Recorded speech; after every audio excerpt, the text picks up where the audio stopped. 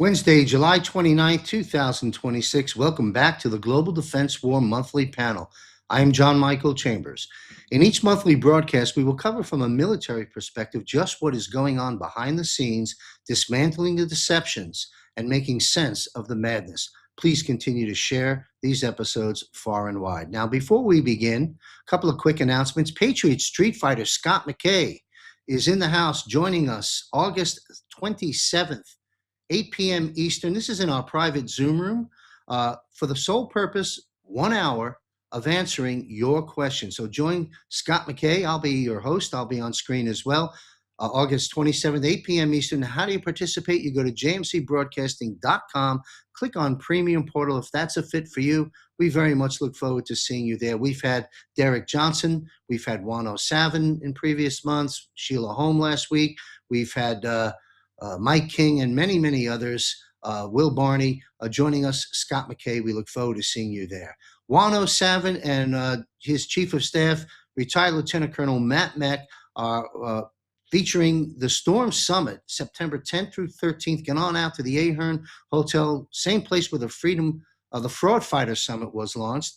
This is September 10th through 13th. Learn all about it. Look at the panel of power guests taking on different subjects this time. Learn about it, stormsummit.us. Get out there and meet Juan O'Savin, and I believe we will be streaming it live as we did the previous summit.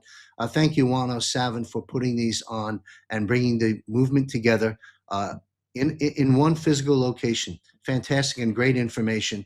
Storm Summit. All right, let's see. Let's move on here. All right, folks. War Report, Guardian Daniel R. I will have the panel weigh in on this.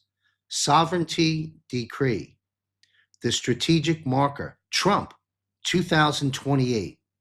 The executive restitution of the original 1787 Constitution and the public international law annulment of presidential term limits. The constitutional deconstruction of the illegal 22nd Amendment, material restoration of the primal republic of sovereigns, and the mathematical precision of the Allied transformation corridor leading toward the year 2028 Allied Enforcement Protocol. A mouthful, I get it. We're going to break it down now. I'm going to go through the war report, and we're going to cover a lot of different subjects in this global defense war as we normally do, and I'll announce those in a moment. Number one, the historical and constitutional deconstruction of the 22nd Amendment. The media strategic infiltration of the broadcasting space executed by Supreme Commander Donald J. Trump via the synchronized release of the Executive Code, Trump 2028, marks the official signal for the final phase of legal reconstruction. Within the original Constitution of the United States of America, ratified in 1787, a limitation of presidential terms was never intended nor legally established at any time. The tradition of a maximum of 2 terms was based exclusively on the voluntary waiver of George Washington and possessed 0 codified statutory power. It was not until 1947, through the hidden intervention of the infiltrated networks of the deep state, that the so-called 22nd Amendment was initiated and anchored within the civilian system in 1951. From the perspective of Allied military planning under the Department of Defense Law of War Manual, this amendment constitutes an illegitimate and unconstitutional restriction of the sovereignty of the American people. The anchoring of this statutory restriction served exclusively to insulate the administrative proxy shells of the U.S. corporation of 1871, permanently preventing the seating of a genuine people's president. The strategic engagement of the marker, Trump 2028, delivers public international law verification that the Allied receivership is executing the complete annulment of this legacy control software. Fraud retroactively and optionlessly obliterates any civilian statutory law layer built upon it. The exact millisecond forensic disclosure occurs. Remember, fraud vitiates everything. Number two, in breaking this down, and again, the panel will comment, the re-engagement of the original Constitution and the Allied alibi for the third term. The material execution of a regular presidential candidacy by Donald J. Trump in the year 2028, which de facto defines his third legitimate term of office, rests upon the exact blueprint of the Allied endgame. The unveiling of intelligence hardware. Let's talk about that.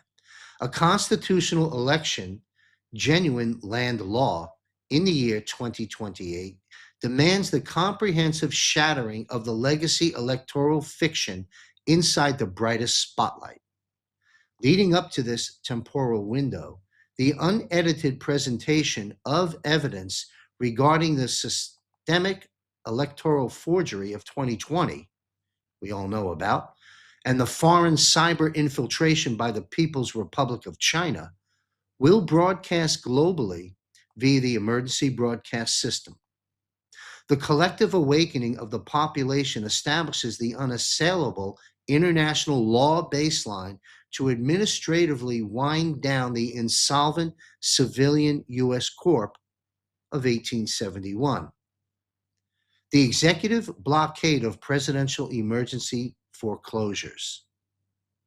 Freezing all financial and logistical resources of the legacy establishment utilizing the explicit levers of Executive Orders 13818 and 13848 guarantees that the civilian matrix is completely drained of liquidity by 2028.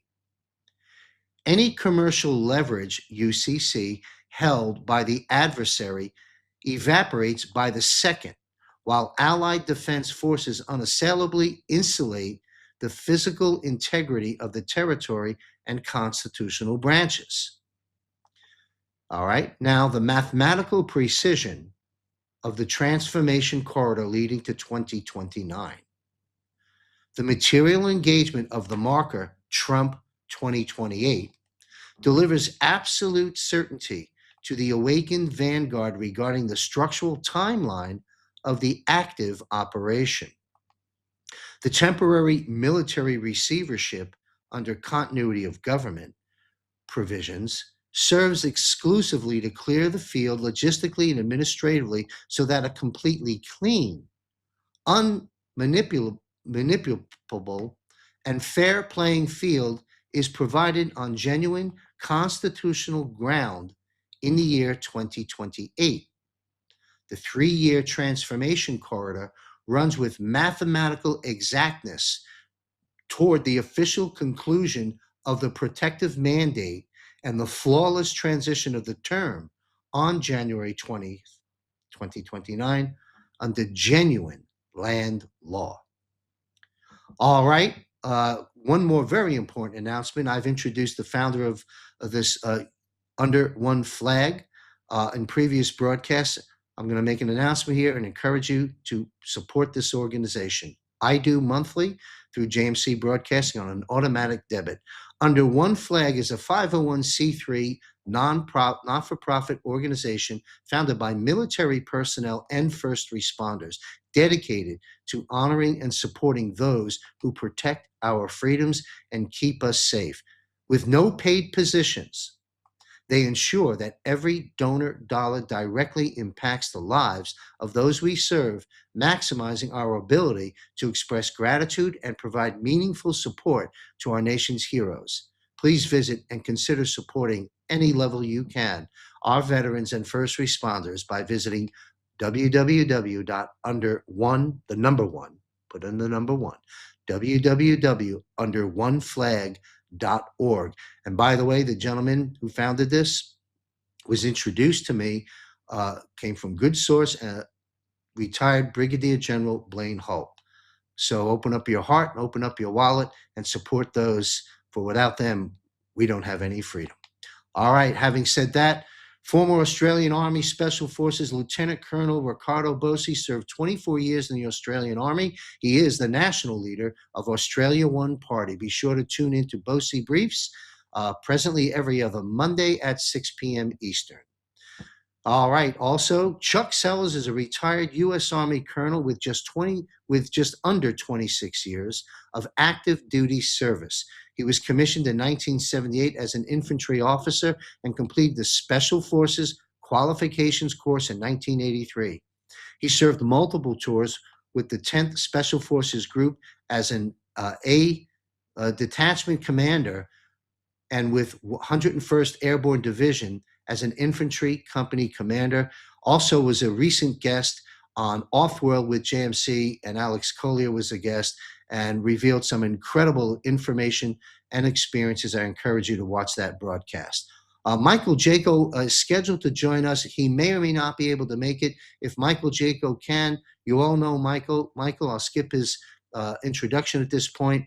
He hopefully will be joining us in just a moment. Now, Derek Johnson is joining us. He is retired from the U.S. Army veteran and is an expert on tabulating and covering our Commander-in-Chief Donald J. Trump's laws and orders and making sense of current events. All right, long introduction, bit of a long, meaty monologue, but of great substance. Welcome our panel back. Thank you all, gentlemen, very much for being here.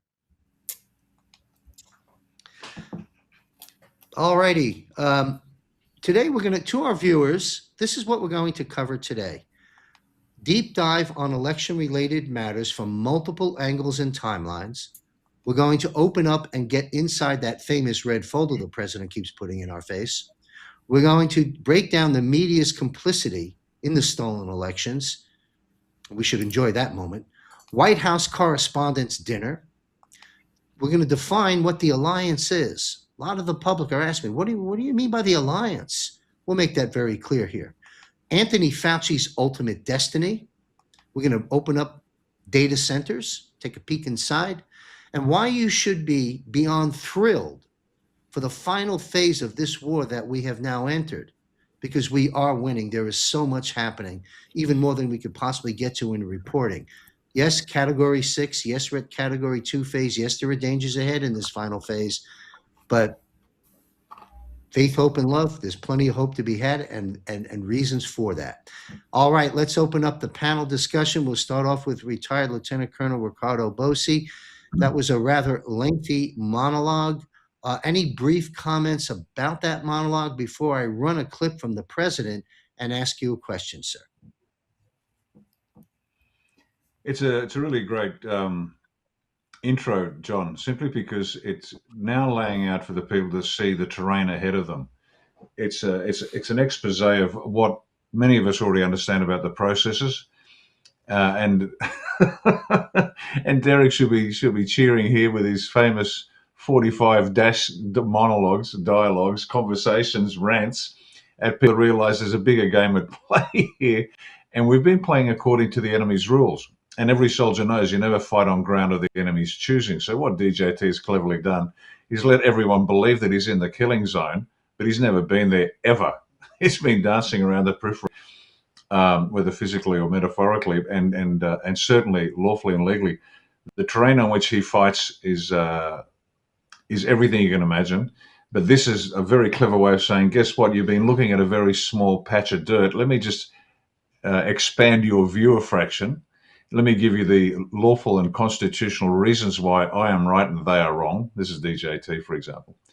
And now it's giving people that bigger perspective, because as every soldier knows, when you focus on your foresight, you can't see the big picture. That's just the danger of being at the tactical level. And what DJT is doing now is opening up their vista into a broader view, and they can understand. Wow, okay, now things are starting to fall into place. Anyway, I'll leave it there. So basically, the short version, he's broadening the view. He's lifting their eyes above the foresight, which they've been looking at for the longest possible time, and they're now doing what the generals do, and the admirals and the air marshals. They sit back and they have that 1,000-mile stare, looking at the bigger terrain, and now tactical decisions make a whole lot more sense in a strategic context. Thank you, sir. We're going to run this clip. President Trump's address to the nation. Have Ricardo and Colonel Sellers and Derek Johnson weigh in. Let's run the clip. Tonight, I'm announcing the immediate declassification and release of critical intelligence revealing shocking vulnerabilities in our election infrastructure. This evidence shows that the election system we have dangerously exposes like levels never thought possible to hacking, exploitation, and foreign interference. Just as disturbingly, this vital information has for many years been covered up and hidden from you, the American people, our beautiful, our great American people. But that all changes right now. The documents we will release starting tonight have been gathered by the White House Government Transparency Task Force, a great group of people, along with the staff of the President's Intelligence Advisory Board, supported by our top intelligence agency chiefs, who have all personally reviewed the findings. We are presenting this evening and fully confirmed their authenticity. You can see these documents for yourself at whitehouse.gov. That's whitehouse.gov. Go check it out. Our purpose in disclosing this information is not to weaken confidence in election, but to earn that confidence by confronting vulnerabilities and correcting them very, very quickly. And that's what we're doing.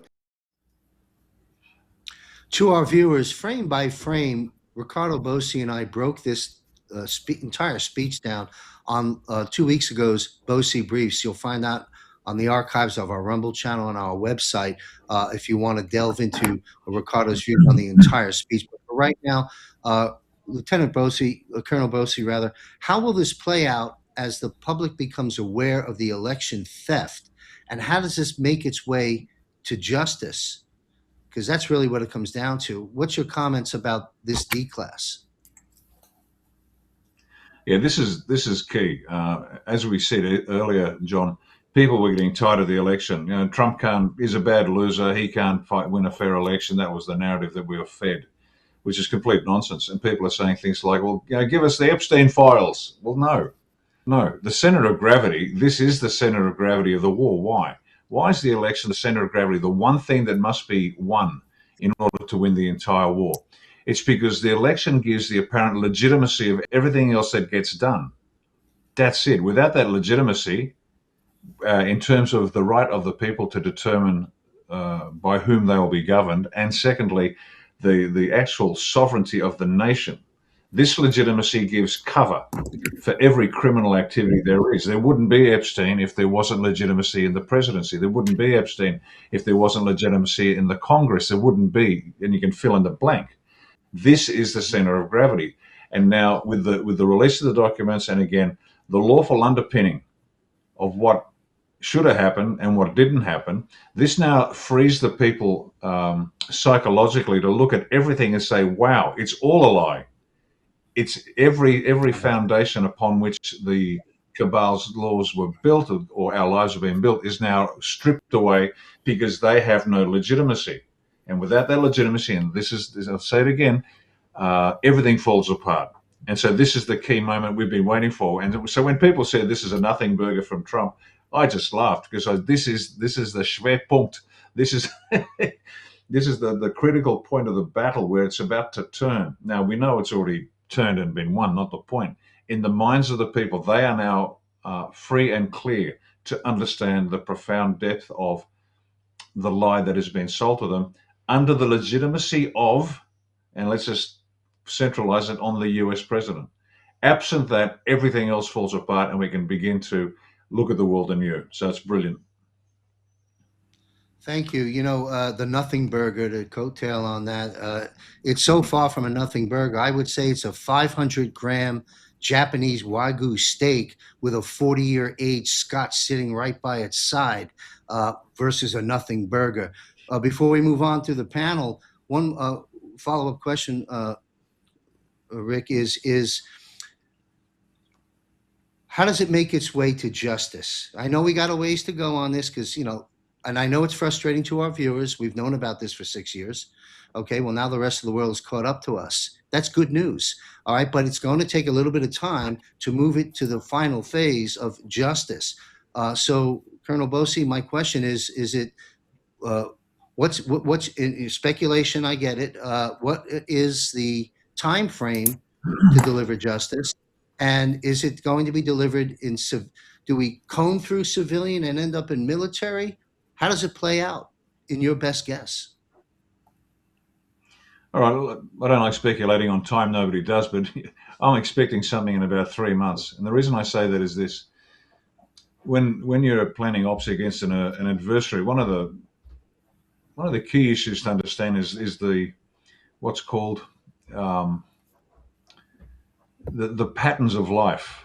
What does normal life look like? And once you can establish the enemy's pattern of life, you can use that to your advantage. Now, when you're operating against an adversary, and this is what the White Hats have done, they've established a pattern of life to believe. And the nothing burger, the parade of nothing burgers is actually that. It's part of they're getting us used to, it's going to happen. No, it didn't. Yes, it's going to happen. And so we start getting complacent. Now, if you can get your target audience, both the adversary and your own people, complacent, that's when you can come in with a swift right hook. And the way I see it is exactly that. They've been using us, all of us. We're giving our best efforts to explain what's going on. We've been right, we've been wrong, we've been vague, but that's because they've been using us, and we understand it. That's the nature of war. It's not, you don't take it personally. But now that we're into this pattern of life and the adversary's in this pattern of life, I'm expecting a big right hook to come. Now, where's it going to hit first? I think they'll be going for something that's going to hit the people personally. Because it's one thing to say your president's a crook, and well, people go, he's a politician, of course he's a crook. That's not going to get their attention. So I'm guessing something that hits them personally. Injuries from COVID, for example, might be a great place to start. Who's the guy that they can hit there? Fauci. Guess who's appearing before Congress? Fauci. I'm sure we'll talk about that later. So my guess, if I had to pick a number, you're going to see things in about 3 months, and it'll come across at multiple targets, because once again, there's a massive range of demographics and psychographics within the target audience that have to be brought along. So there's the political diehards, there's the health nuts, there's the people who just want to pay their bills, and everybody has to be, their needs must be met. So you're going to see several approaches down several paths parallel, giving people what they want. But a couple of big names up front, you'll have Fauci, then you're going to have Obama, and just to get the ball rolling, and then it starts trickling down. That's the way I see it. Thank you, sir. Colonel Sells, you care to weigh in on President Trump's statements on the declass, how it plays out, and any comments you might have on the opening talking points I provided? Yeah, especially the talking points that you provided. I think the declassification thing, it can only be good. And that goes back to when he said he was going to declassify all of the off-world information, the aliens, the UFOs. All of it's part of the same game plan. He's got to declassify everything because you got to bring this crap out into the open. It goes back to what you were saying about the 28 election and about the 22nd Amendment. That was a massive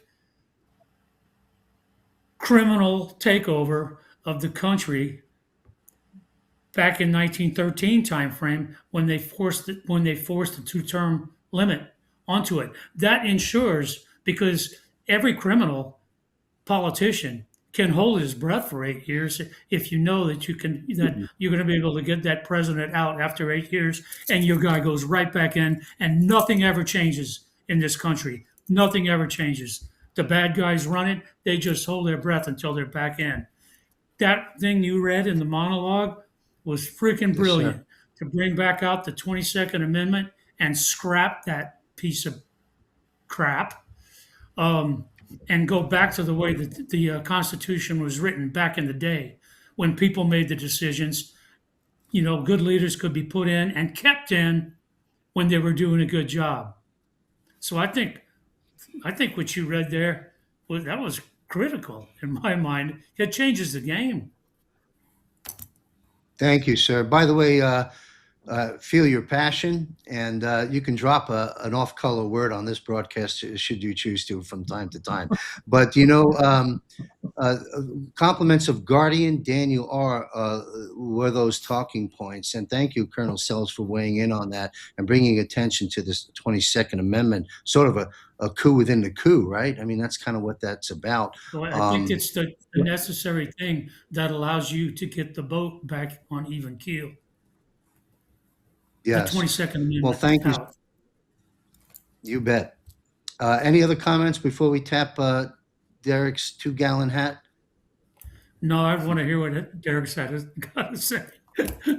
Sounds Derek good. Johnson, I think this episode in particular is going to land very much in your wheelhouse, sir. Thank you very much for being here, Derek. What's your comments on what we've been talking about thus far? Well, first off, it's always an honor to be here with the colonels. That's always an honor. I don't care how much I know them or through the years. It's always an honor for that. So, but it is this was ultimate validation this week. My mother had not heard about it, and I said, "Hey, did you hear the ultimate validation?" And she was like, "No, what?" And I said, "Well, President Trump he just validated." So the first thing that people didn't realize it happened in that speech. When he said, of course, I'm going over to the White House Correspondents, but correlating both of those together. When he said about 2028, Republicans predominantly were like, "Oh, yeah, 4 more years." Liberals are going, "He can't do that. That's unconstitutional." Right? Well, both of them don't realize they just accepted the 3rd term because they were accepting him running for the 4th term. Right? So there's your 5D chess right there. Right. So Yeah. they never even thought, wait, 4th term, right? He just skipped right in, puts the 2028 hat on in an official press conference. Right. So they are accepting of it whenever they say he can't do that. They don't realize that if he couldn't do it, it was the 3rd term, not the 4th. He's already done it. So there's your genius right there. Brilliant strategy. He just rolls right on into the next phase. The other genius part of it is, I've always said that, and it's not just us, the colonels, all of us, militarily speaking, that President Trump, there's nothing he can say or do, or a general, nothing they could say or do to exonerate President Trump. I mean, even a lot of the left, they hate the military. They want you when they need you, but they hate you every other time around it, right? Or if you're not fighting for their causes individually, and they don't realize we don't fight for individual causes. We fight for overall freedom and overall liberation. So they got all that backwards. However, if anyone's going to exonerate President Trump, it's going to be the left. And here's how they do it. They're going to bring in the media, because that's the Correspondents' Dinner. And then you bring in the election. All these coincide with each other. The other thing that can't happen in the hypothetical per se, because it is going to happen, but any one of the left, any one of the Democrats, those are the ones who are absolutely have been defiant against voter ID and all these things, right? They're also the ones who said that, no, there was no cheating going on. And then in 2024, they turned theirs around and said that President Trump cheated in the 2024 election, which makes no sense at all for what they were saying in 2020. So when you look at the left, they're the ones who will have the questions with it. They'll be the ones defiant and all these other things. So when they say that President Trump is just making this stuff up, this is where my wheelhouse comes in. But not just mine, but also anyone else who's been on podcasts with me. We've been saying this, and I have to brag a little bit, right? It's already in a published book. It's already there. This is 3 years old. All this is already there, every aspect of it. All right, so timestamps don't lie, right? So President Trump, 9 days after the election of 2020, Executive Order 13959, national emergency. All right. The key thing with that is he just talked about the People's Republic of China in this declassification.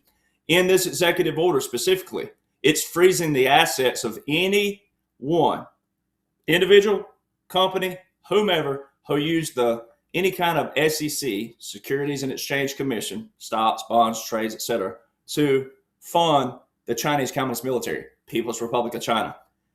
In that executive order, it specifically says it became effective immediately after 9:30 a.m. Eastern Standard Time on January the 11th, 2021.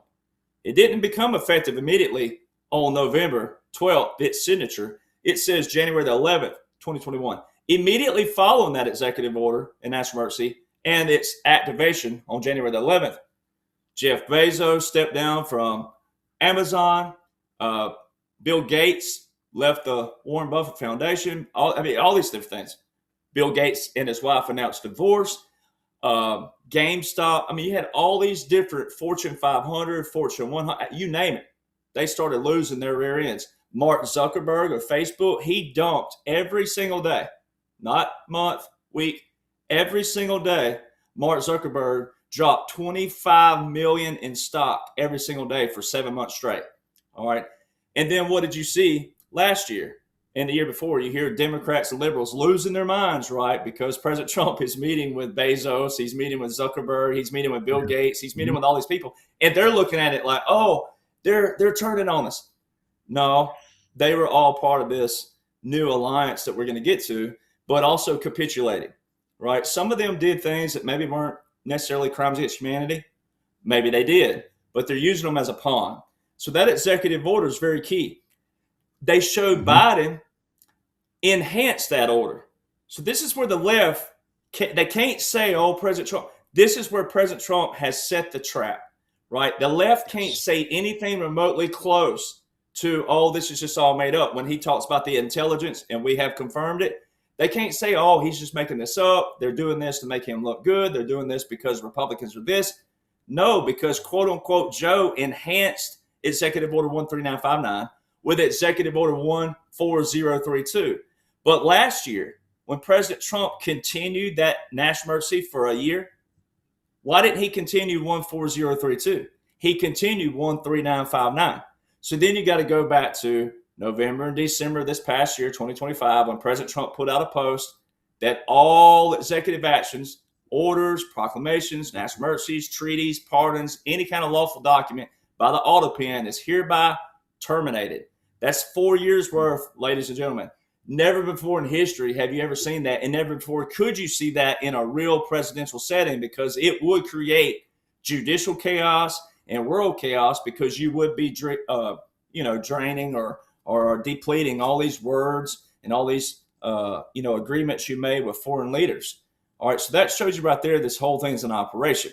All right, and then what Lieutenant Colonel Bossi, I always love when he brings up illustrations, but like the right hook. Now we're moving into the right hooks, right? What we've been doing this whole time, things like the Midnight Rider and our podcast, and what we've been talking about as veterans, and then also what we know with personal experiences, collective experiences, and our skill sets and everything. We've been working on the ribs, right? Every fighter knows when you get on the ribs and you start ribbing and you start working on those lungs and those ribs, that's when you can get someone down there for the kill shot. All right, so President Trump, that's what's taking place. So all of the media, what he was talking about at the White House Correspondents correlate with all this. This is straight out of President Dwight David Eisenhower's playbook of the Atomic Midwife. It was called a constitutional dictatorship, even though it's not a dictatorship by trade. It's bringing back in hey, we went through a catastrophic event. We've gone through a disaster. The disaster was Washington, D.C., and the bureaucrats. And so they've drained the swamp, and they're making sure it's ironclad, it's locked down, we're locked in, and all the people that President Trump is endorsing is straight out of the playbook of President Eisenhower, who was a 5-star general, remember. All right, he was a master strategist, and he had a contingency plan that included, back then they didn't have women, but President Trump has modified that. They have successful businessmen and women and or special operations, Navy SEALs in all of these endorsement positions. That every single person that President Trump has endorsed is either a highly successful businessman or woman and or special operations, Navy SEAL, and a few sprinkled down there, someone like Colonel Sellers or Lieutenant Colonel Bossi, if they were wanting to run for a public office. He's put in a few lieutenant colonels, but they always are highly decorated, highly successful. And then it goes back to the Federalist Papers, going back to the Constitutional Amendment. Nowhere in Article 2, Section 1, Clause 1 of the United States Constitution. This is why I tell people, don't use the Constitution as your crutch, because I can beat you up with it, put you in the corner of the wall, and I'll work on your ribs first, and then I'm going to hit you in the head next. All right, the kill shot. Don't use the Constitution as your crutch if you don't know it. Article 2, Section 1, Clause 1 just says 4 years in a term. Nowhere in the Constitution or Article 2 does it say for the Congress to even amend that. All right, and our founders, 3 of them, James Madison, who is the sole author of that Constitution, he, Alexander Hamilton, and also John Jay had these things called Federalist Papers. And they were promotion essays in between the writing, September the 17th, 1787, and the enacting on March the 4th, 1789. It was in the middle. They were promotion papers. So obviously the people signed on to the Constitution back then, because if it was enacted, meaning it was put to action on March the 4th, 1789, then it was written back here in 1787. Those essay papers did exactly what they were supposed to do. And in Federalist Papers number 10, number 49, number 51, number 53, and number 72, Alexander Hamilton makes arguments, and James Madison, but Alexander Hamilton especially makes arguments why you do not want term limits in the presidency. And just one more note. In order to have peace, this is what most people talk about. They want peace. They want peace. They want peace.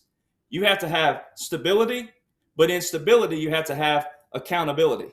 Accountability is not an aftermath term. Accountability is an establishment term. And if it's a one-time goal or a two-time goal or an unlimited goal, that depends. You're going to have accountability through that. Now, if it's a one-time thing, meaning there's going to be a mission accomplished, but it's still accountability don't come there. If it's an unlimited goal like our government, then it's always got to be accountability from the front, and then the middle and the end's going to take care of itself. So what a lot of Americans are doing, God love them, they've been brainwashed and beaten up through the years. Everybody's trying to demand accountability right now, when you've got to learn as Americans out there how to prevent a swamp, which means you got to empower yourself with how these functions and operations of our government, the 3 branches, operate and function.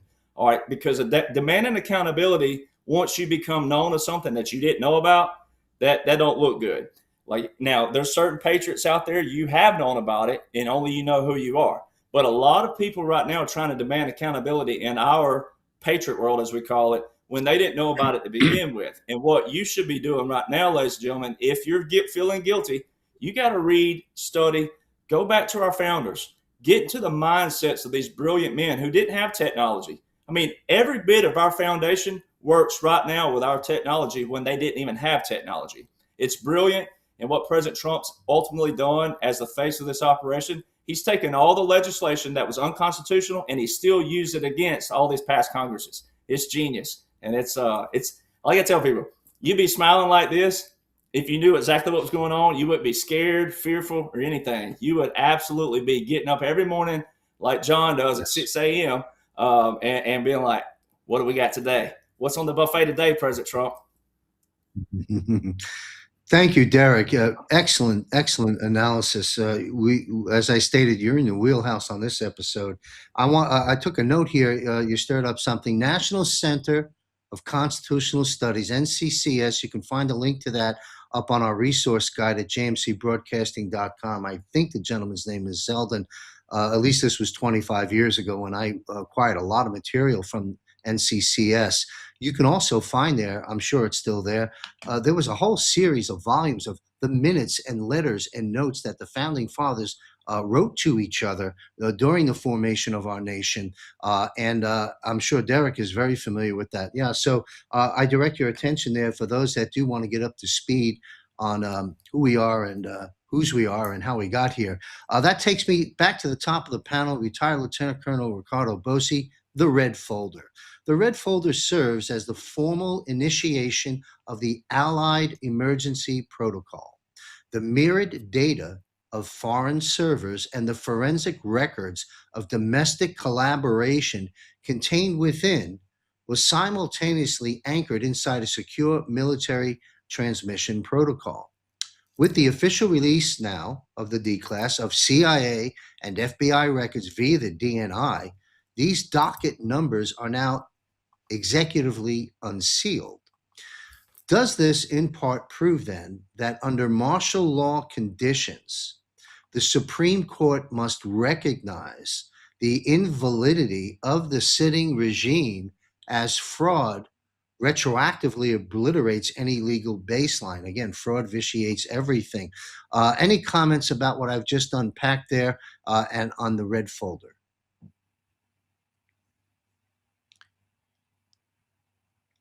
The red folders are wonderful. The red folders are basically it's different classifications of documents go in different colored folders. Red secret, top secret. So that's the first thing. It gets your attention. You see a folder like that on somebody's desk in the department, you'll know that he's working on some stuff, and they're mostly red where we were. That's point number one. Point number two. Invalidating everything is exactly the point. This is the beauty of it. It links to that first point that we were making about what has happened to date has been part of a lie, and now this is the formal and very visible way of it coming down. And a short answer to your question: does the Supreme Court have to now agree that it's invalid? Yes, absolutely yes. And again, now the people look up and say, "What do you mean it's all invalid? What's invalid? Everything." Absolutely everything. So it's fantastic. I love it. I just can't wait to see more of it. But that's because we've got lots to carry. I'll leave it there. But that's exactly right, John. That's exactly what it does. Thank you, sir. Colonel Sellers, you're weighing in on this Red Folder. Yeah, I put to what Ricardo just said. Not only does it invalidate everything, it calls out the speed bumps that are out there to prevent the acknowledgement of the invalidation, meaning parts and parts of the Supreme Court themselves. So, Oh, yeah. to have the invalidation happen, you're going to have the Supreme Court weigh in, and that will call out who the problems are on the Supreme Court. And then what do you do about it at that point? I don't know. Impeachment of the judges. Let's go. Game on. What a great point you plucked out of there. Thank you, Colonel Sellers. And yeah, game on, folks. Derek Johnson, back in your wheelhouse, the Red Folder.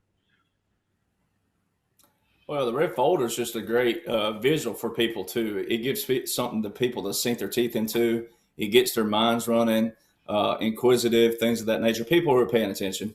And then also we know red in Chinese, the three red banners is a signifier for communism. So it's also like it's a troll play by President Trump going that, again, he's using all their unconstitutional legislation against them. And then he's also redefining this new alliance that we're going to talk about later. And then also, like the Supreme Court talking about, people forgotten James Madison.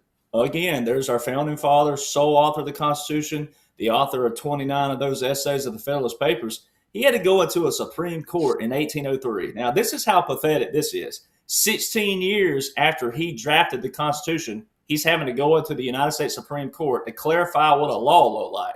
And you wonder why we look atrocious in America today. I mean, we're talking about the founding father who's the sole author. You know, that'd be like anyone like me or Lieutenant Colonel or anybody who's written a book having to explain what we wrote in our own book, right, that someone else adopted and was using, right? And then they're trying to twist it and turn it. And we're going in there going, I'm the sole author. Pretty sure I know what I meant when I wrote this. And you're adopting this. So it shows that abuse has always got to be held by whom? The people, and accountability. It's a never-ending cycle, right? So the Supreme Court in 1803, they ruled on Marbury versus Madison that a law repugnant to the Constitution is void. Ooh, think how many laws we have in America that need to be voided out, right? And so when you have a Supreme Court that is absolutely going against the president, see, our founders, James Madison, the three branches, they wrote it just like this in this sequence. Now they're co-equal to each other. One was not supposed to overshadow the other, but the legislative branch writes and passes the law. The executive branch enforces the laws. The judicial interprets the laws. All right.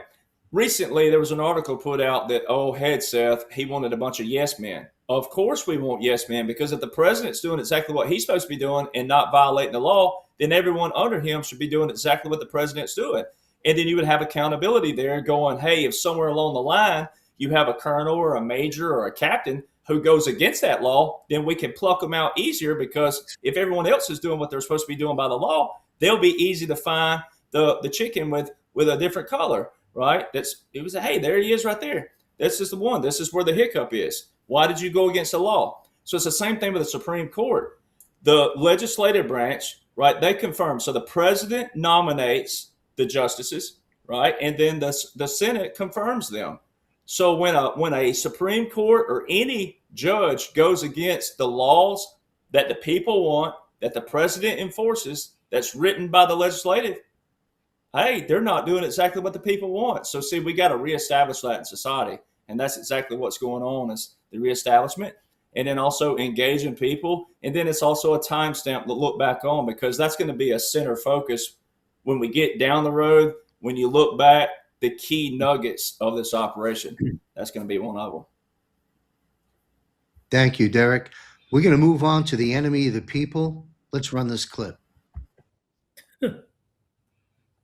In a rare move, NBC and ABC Fake News have both said that they would not cover this speech. They knew what it was about, because of the fact that they don't like the topic, because they know how corrupt our system is and they don't want to reveal it.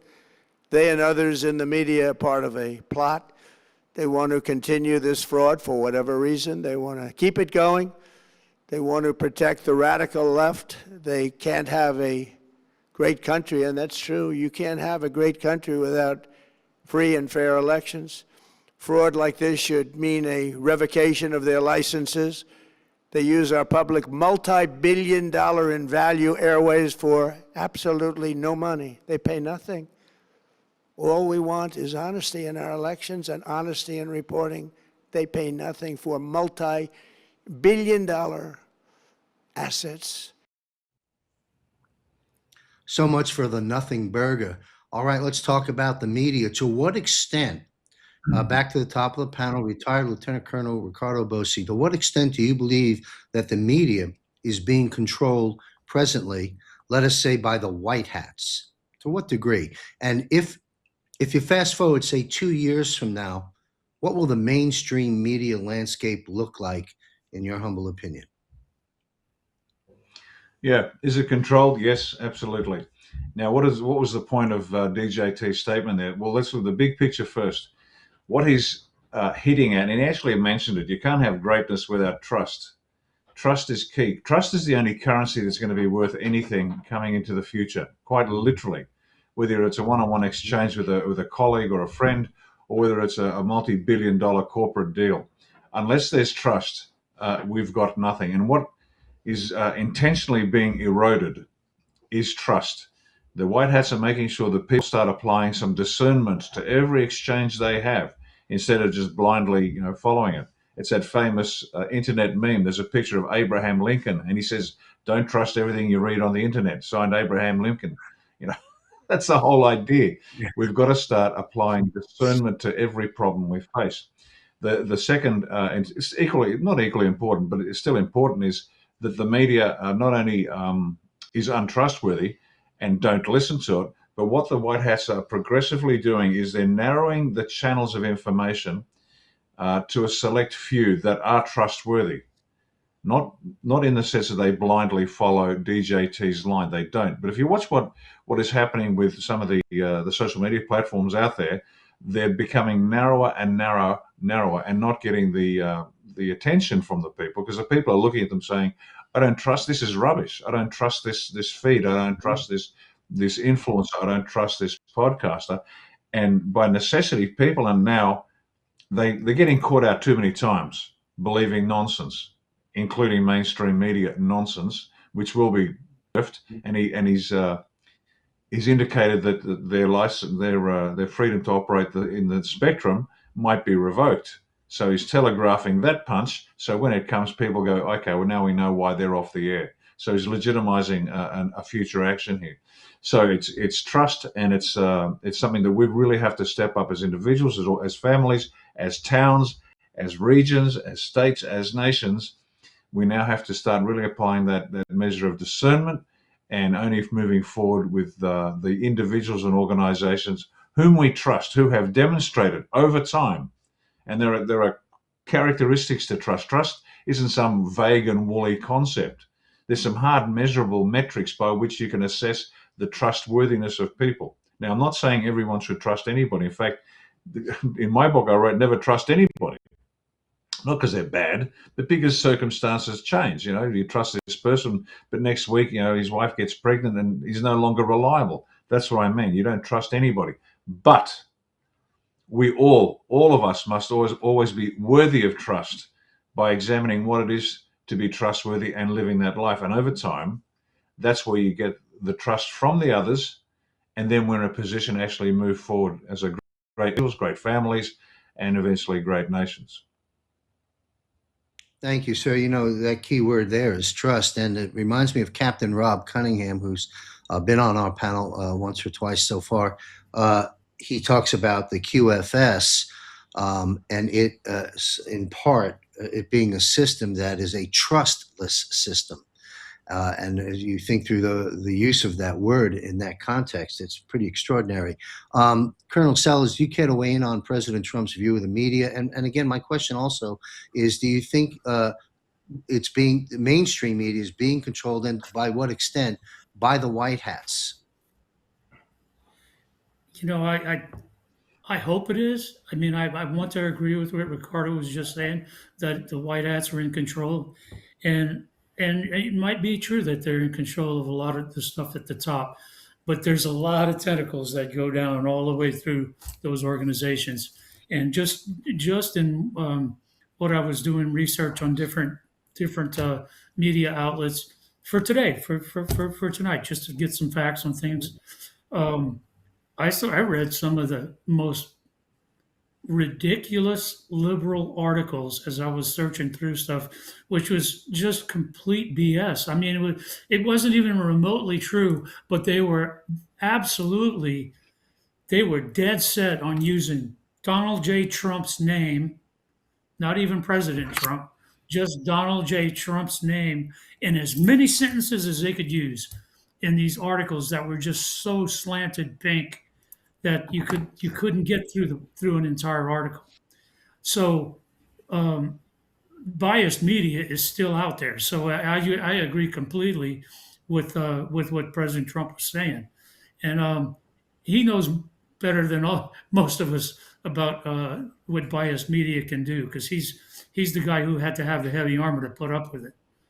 So it goes back down to, it's going to take a long time to clean it up, if it ever gets cleaned up. And there's always been liberal media, even back in the 1700s. So discernment, personal discernment, and education about keeping your eyes open around you and figuring out what's really going along, and just using judgment in what you read and where you read it is important. Absolutely. Good advice. Thank you, sir. Derek, you want to take this on? Yeah, I'm sorry. I'm over here making notes just that way I can stay precise and concise. But, it's kind of like any kind of clandestine or covert operator, right? If we walked in a room, you wouldn't know who we are, right? Now, it goes back to what something as simple as my dad's principle says. If you're doing what's right on the front, right, everything else will take care of itself, the middle and the end. So if an operator's in a room with you, but you're the bad guy, we can play whatever role we need to play to capture whatever you're saying, whatever you're doing, whatever it is. And then we'll find our rendezvous point or somewhere, a safe zone, where we can get and relay that information. All right, so it's kind of like I've explained to a friend of mine the other day that, like lawyers, right? With a lawyer, not all lawyers know all the law. They got to go to a reference book just like anybody else does. Now, some lawyers know more than others because of how much we read or whatever it is, right? But one of those things where you read, study, and the more you know, the more you can hold up here. Well, it depends on that. So President Trump, using the unconstitutional War Powers Resolution, when Congress made a president where he had to declare national emergency to use the military, President Trump would have never had to issue one national emergency. There were already 25 open before he even walked into that position. So a national emergency has a statute power of restricting telecommunications. All right, that's Title 47, Section 606, which is a wartime power only. Well, then Supreme Court clarifies that we're in a wartime power because they said that President Trump can use the 1798 Aliens Act. All right, now, what's cool about that, taking that one step further, is grammar, punctuation, and then also terminology and phrasing matters as well. When you're using law, they all stem on words, phrasing, and then punctuation and grammar. So in the 1798 Aliens Act, they didn't say the Aliens Enemies Act. They specifically said all over media the 1798 Aliens Act. Well, if you go back to the 1798 Aliens Act in 1798, it had an Aliens and Seditions Act portion that stemmed with it. Now, in 1800, they supposedly just got rid of the seditions portion and made it the 1798 Aliens Enemies Act, even though it was still 1800. But it's kind of like the Supreme Court. You'll read an ex parte Milligan, oh, well, the Supreme Court and the military can't take away civil courts. Look, at any time does the president, and I'm going to pull this book up. I don't make money on this book, by the way, but this is a key book.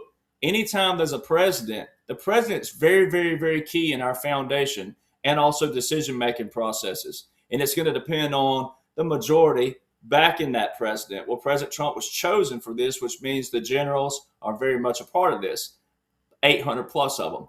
All right, so when you know these things, and you know that also that Congress has supported this all these years, the Constitution and Congress has supported it. We came first in the United States of America. The military came first and military law. All right, so when you know that at any time that something needs to be abolished and you have that 2/3 vote, but especially in a position like this, 45-47, you can bring stuff back.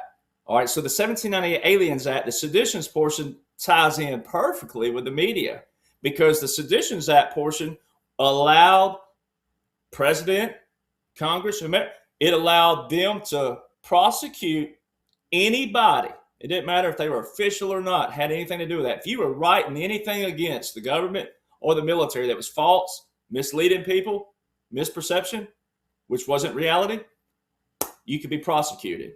That's why it's so key to know the 1798 Aliens Act is what they've said. They didn't say the 1798 Aliens Enemies Act. So that's also key. So this is a power play.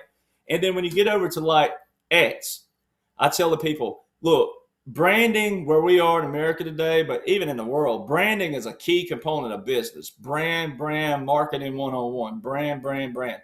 President Donald John Trump revolutionized using social media, but specifically Twitter, to get to the people out there. Why would Elon need to change the term Twitter to the letter X? Well, in chess, the letter X means captured. All right, so now you can get a blue check on your own.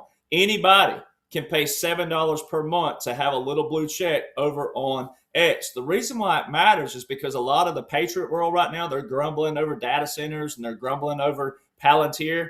Palantir was commissioned through, they got a contract in 2011. Sure, that's Obama. But this shows the people right here. Who do you trust? Do you trust President Trump? You claim to support him. Well, why don't you trust him? Well, the way you trust him is to know the plan. That's how you trust people. Talking about Lieutenant Colonel Bossi, the word trust, that's how you trust people. The way you check the president is check the laws and orders of which he's invoked and what he's enforcing. That's how you check a president. Real simple. Same thing with the Congress. The way you check the Congress is knowing the Constitution. That's their framework for you, the people, to know what they're doing. So when you get to Palantir, do you trust President Trump? Because there's 4 words in a recent Yahoo Finance article that sums up Palantir. 4 words in a massive paragraph. 4 words. Compiling data from existing contracts. Compiling data, existing contracts. 4 words. When you hear people out there in the Patriot world, they're complaining. Their biggest complaint about Palantir is that they're going to have our information. They already have your information. All right, compiling data. How can you compile data that you don't already have? They already have the data. They're compiling it. And from what? Existing contracts. When was the contract written with Palantir? 2011. So you have 2 options on the table. You either want the old deep state back, you want Osama, your mama Obama, and his husband, Michelle, Big Mike, and Bill and Hillary and Janet Reno and all of them, the whole crew, resurrect them, bring them back to life, bring back Jimmy Carter, bring back all these people, bring them all back. You want that? Or do you want President Donald John Trump? It's real simple. So the media is being controlled right now in another kind of manner. It's a capture play, right? Some of them out there, they're all using the terms from the Law of War Manual. Never before in history has the media used Law of War Manual terms. The ones that don't use it, they may be still under seeing, hey, are you going to do right? There's a line in the sand. We've given you a chance to cross it. Are you going to do right? So it could still be something like that. But more than likely, again, this is a power play to wake up the people out there. Just like President Trump said with the Save America Act, call your congressmen, call your senators, call them and tell them to pass it. They're trying to see how many people are doing what they're supposed to be doing in that preamble of the Constitution, we the people. Well, thank you, Derek. Another great analysis. And I, for one, will take a pass on Osama, your mama, Big Mike coming back to the forefront. Thank you for raising that. And that brings us to this clip from our Commander-in-Chief, President Donald J. Trump. We are all doing good together. That's why tonight, to show just how much I care about the press, and I want to save your ratings, I'm pleased to announce my intention to, and this is somewhat of a scoop, my intention to run for a 4th term as President of the United States. I will be doing that. I will be having an official, in fact, I think I have, I won 3 times. Now I'm going to do it again. Thank you. I'm going to do it again. It should be easy. I'm getting very good at running for president. No, I won 3 times, did very well the 2nd time, by the way. It's a rigged election, but we don't have to talk about it. It's interesting when you come back and you do a good job like we did, and you don't care about it so much, but we do have to tighten up these elections because they really are in seriously bad shape. All right, we've unpacked some aspect of this already, but we'll pick up some more pieces here. Let's discuss serving multiple terms again. 2020 was stolen. The 45-47, which, by the way, I believe Derek Johnson will go down literally in the history books for bringing that to the forefront. The 45-47, as I understand it, President Trump never conceded and was commander-in-chief, operating mostly out of Mar-a-Lago at the time. We all know about, quote, Joe Biden and the auto pen years. Truth is, there was no Joe Biden. So can President Trump run for a 3rd term? Truth be told, it would be his 4th term in a sense. And again, we visited this before, but let's clean it up. Any other contributory statements before we move into another topic? We'll take it at the top of the panel with Lieutenant Colonel Bossi. Yeah, Derek's already covered it. And Derek, you're a force of nature, mate. Absolute legend. So thank you for doing what you do so well. So I'll talk about something else. What he's doing is trolling them mercilessly. And it's an interesting fact of human nature that if you repeat something often enough, people just start to believe it. It's just, that's the way it is. And, I've won 3 times and I'm going for a 4th time and people go, okay, no problem. So he's trolling the bad guys mercilessly. And this understanding of marketing, as Derek said, and branding, and you're staying in the front of mind of the people in a particular way is extremely powerful. When someone is in the media, for example, and they're put in a frame. This is a military expert. This is a political expert. This person knows how to change ties without getting his hands dirty. The people will put you in a box, and you're in that box. If you try to go outside that frame, you can do it, but it takes a certain amount of effort. And you go, oh, okay, not only political, he's also military and can change a tire. So I will listen to him on a range of issues. DJT is the master of his frame is so broad, so high, so deep, so wide that he could say, I caught a catfish with a bobbin of cotton and a paper clip, and people go, yeah, probably, because he's so out there. He's so outrageous. He's so on the front foot from wrestling on stage, and everyone knows it's an act, it's a show. But this was a progressive expansion of DJT, the character, the man, the myth, the legend. This amazing, again, force of nature, because he is. And so when it came time to elect him, the people said, sure, why not? Why can't he be the president? He's everything else. And he's still doing that. He's expanding this frame, which once people have that expanded frame of an individual, they allow great latitude to that individual. So it's a very powerful tool that he understands and has been using well for many, many, many years. Sir, I'll remind our viewers of the 2016 campaign when Marco Rubio and Donald Trump were contenders for the nomination, and Rubio, they're taking swipes at each other, and Rubio talked about demeaning and making less of, you can have these red hats out there, like you can wear all the hats you want, right? Well, you know what? History has shown us the use of the variations of that red cap by this commander-in-chief have been extraordinary from day one to the cap he just put on for us. But anyway, Colonel Sellers, what's your view? Anything else to pick up on? Can President Trump run for a third term? Truth be told, again, it's the fourth term. Absolutely, he can run again. There's historical precedents for it. And what's beautiful about this was I always knew from the day he walked into office 4 years or 12 years ago or whatever the hell, I knew he was going to go for 4 terms. I had no question in my mind about about him doing that. My only question was, how's he going to do it? And, because I know that there's some legal things that have to happen first, like the 22nd Amendment needs to go back in the trash can where it started, and pull back the historical precedents of, go back to Roosevelt. It makes it simple. He had 4 freaking tours in office. Mm-hmm. Yeah. Okay, so not Teddy. That's Franklin Delano. There's precedent for it. There always has been precedent for it. I think he knew it from the day he walked into office that he was going to be in this position, and I'm glad he's in this position, because not only is the best guy going to get that job again, but he's going to set the system straight that was set awry so many years ago when the corporation took over. And now we get to go back to the republic in the sense that it was meant to be by the founding fathers. And we would never have that without this guy at this time in history doing what he's doing.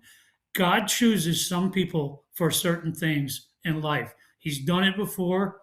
Charlemagne, I don't know, go back in history, pick some out. Donald Trump's one of them.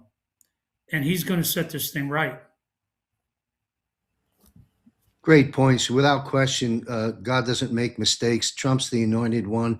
And I've always said it, and I'll say it again, having acknowledged our creator first. No Trump, no hope, folks. Thank goodness he's there. Derek Johnson, your views on this subject, as we'll take it into a new subject in a moment. Well, I'll just put the cherry on top since we've already kind of covered it, but people have already accepted the third term when, they heard that speech, because most what I saw on social media, people were already accepting because they're like, he can't do that, or heck yeah, let's go. And they didn't realize they accepted the third term. But to put the cherry on top for it, for people out there, it goes back to, again, the left. The left can't say that he's doing this, just to make himself look good and all these other things, because military. if you don't like the military in any country for that matter, but because majority of military, once it's cleaned out, and they've cleaned it out, he's gotten rid of all these ROTC from these woke colleges, and all these things are cleaning that out. The academies are being cleaned out. We're getting merit based back into everything, education based, but basically education, not just education, but education like from the colonels here. You got to have feet experience, right? You got to have actual experience. That's what kind of commanders needs to be teaching in these roles out there. People who have been in the military, have done a few things in their life, right? It's like me. I won't sit up under a preacher that don't have gray hair. I want someone that's lived some life. I don't want some guy my age telling me about life. I want someone that's lived some life, right? So the left can't claim this stuff. And here's why. Here's a simple timeline. After that big order, the 13959 that we wrote down earlier, on December the 7th, President Trump invoked the continuity government with Executive Order 13961. All right, that was the Federal Mission Resilience Strategy. 3 days later, this is very important for people out there. You either love the military or you don't. It's really that simple. All right, 3 days later, the most recent to this day in 2026 in July, the most recent order of succession within the Department of War is from December the 10th, just 3 days after that Federal Mission Resilience Strategy, which is a continuity government, all right, plan, is December the 10th in Executive Order 13963. Every single president, even Osama Yo Mama Obama, had an order of succession. All right, so how come quote unquote Joe couldn't? Then you got to go to how come and how could quote unquote Joe meet with the Joint Chief of Staff if he don't even have an order of succession? All right, that's the most recent to this day order of succession within the Department of War. Then go 4 days later, a week after the continuity government. 4 days later, December the 14th. All right. President Trump has never lived in the great state of Texas that Fullbird Colonel here, Mr. Sellers, and I participate in a lot. He lives there. I live there.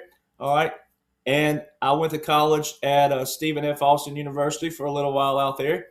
All right, so go Lumberjacks, right? So Texas, the big state of Texas. A lot of people don't realize that Texas was its once republic. A lot of people also don't realize we're in the great state of Texas that the Texas flag can fly right beside the American flag. It's the only flag that can.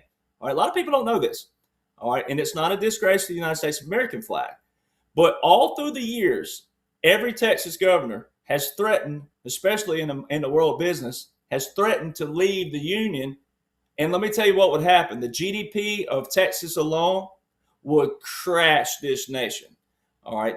So a lot of people don't realize this. That's also why President Trump keeps alluding to all these different companies going to leaving California. Where are they going? Texas. All right. President Trump on December the 14th, 2020, filed via the state of Texas through the Supreme Court a lawsuit against the 7 swing states of 2020.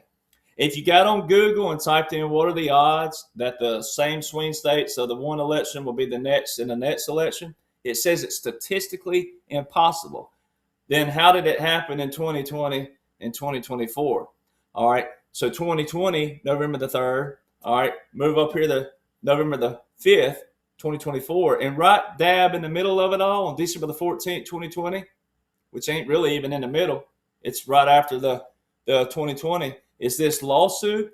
And then President Trump mysteriously lost the 7 in 2020, but won the same 7 in 2024, right? And then right after the Executive Order 13848 with a national emergency, way back in 2018, before the 2020 election, the National Guard, in the first time in United States election history, the National Guard are going out to election polls.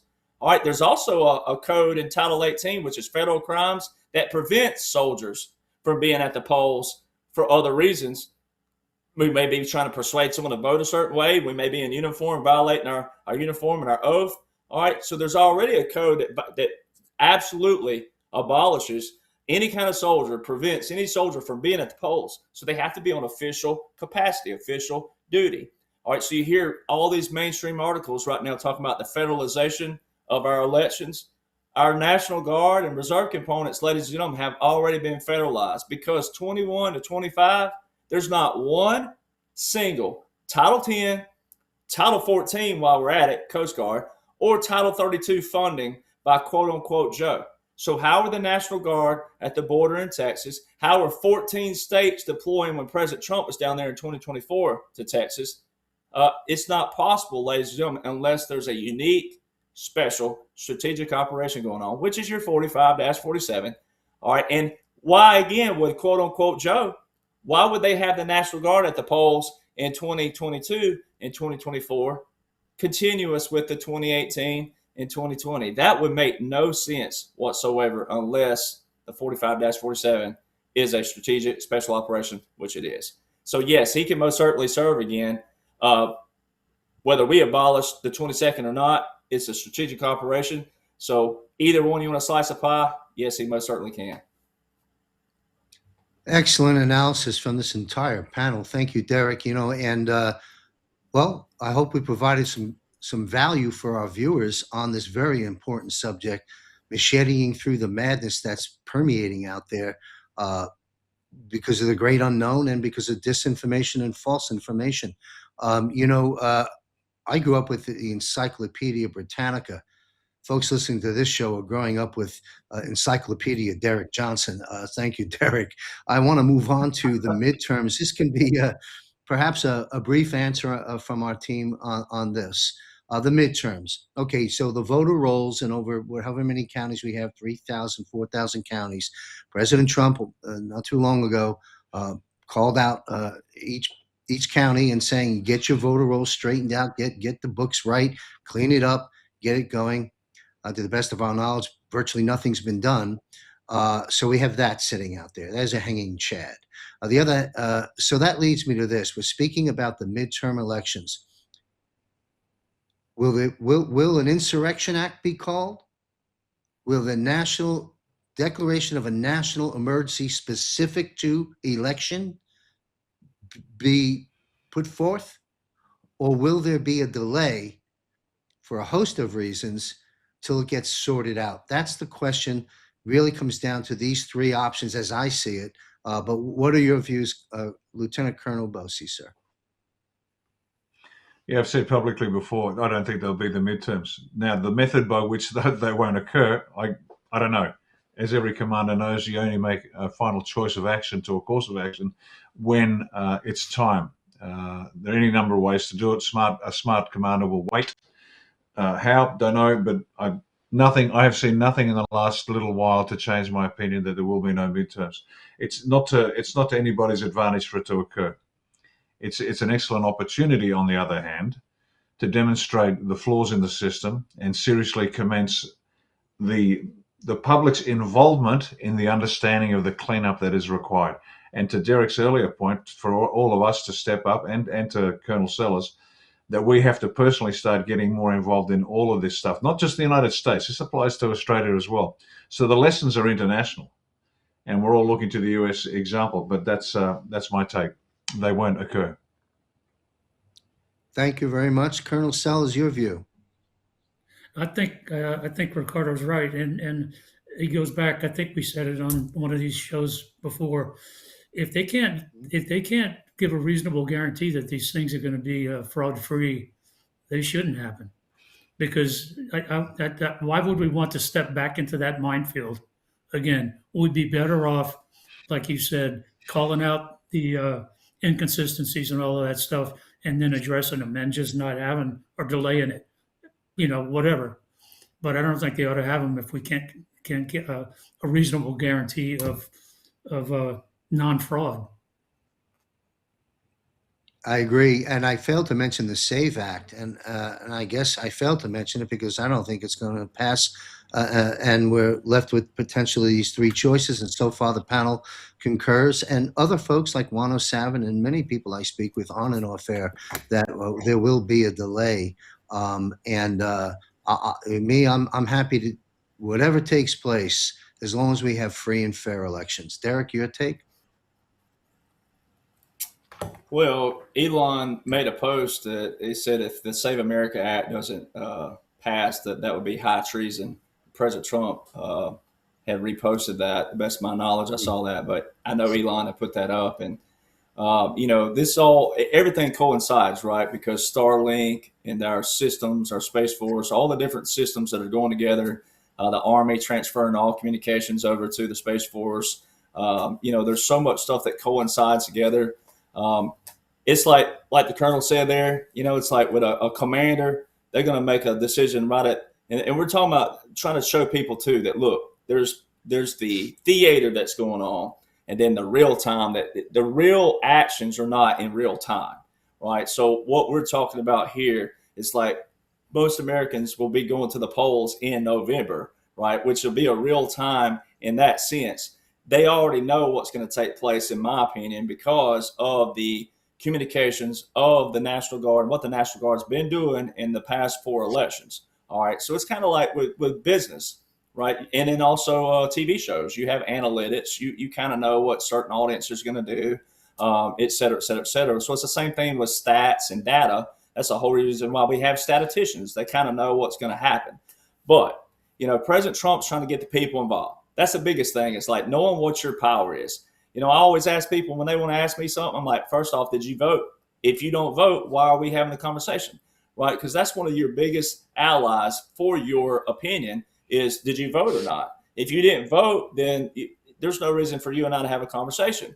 To say your vote doesn't matter, that's the whole reason why we're trying to clean up the elections, is because of that reason. So there's always this, like what President Trump calls the weave, we're weaving all of this together. Insurrection acts and all those things, there's already the national emergency for election interference invoked, right? And with the national emergency, you have 120 statute powers that the president can most certainly use. He's using those. He's been using those. The National Guard at the polls already is a big deal, all right? Because when the American people, the American public get educated on how big that is, then they'll realize that, hey, we had to use this. Was that unfortunate? Well, that's a matter of opinion. I don't think so. But that's already there. That's already in play. Now, will they use the emergency alert? I've heard that too. I've heard a lot of people using that in podcasts, different people. I don't know. I think it would be a great way to educate people. I think it'd be a great way to get everybody on the same page at one time. But I guess it depends on what the next power play is by President Trump and the face of what he's doing theatrically, but also real time. And then also using the media, White House Correspondents Dinner, and the media sitting there, these journalists and all these people. What an ultimate Powerball move, right? Because now for real time, but also theatrical, whichever side you're at right now, wherever you are, ladies and gentlemen, it still works both ways. Because now it's that old saying, well, the rubber meets the road.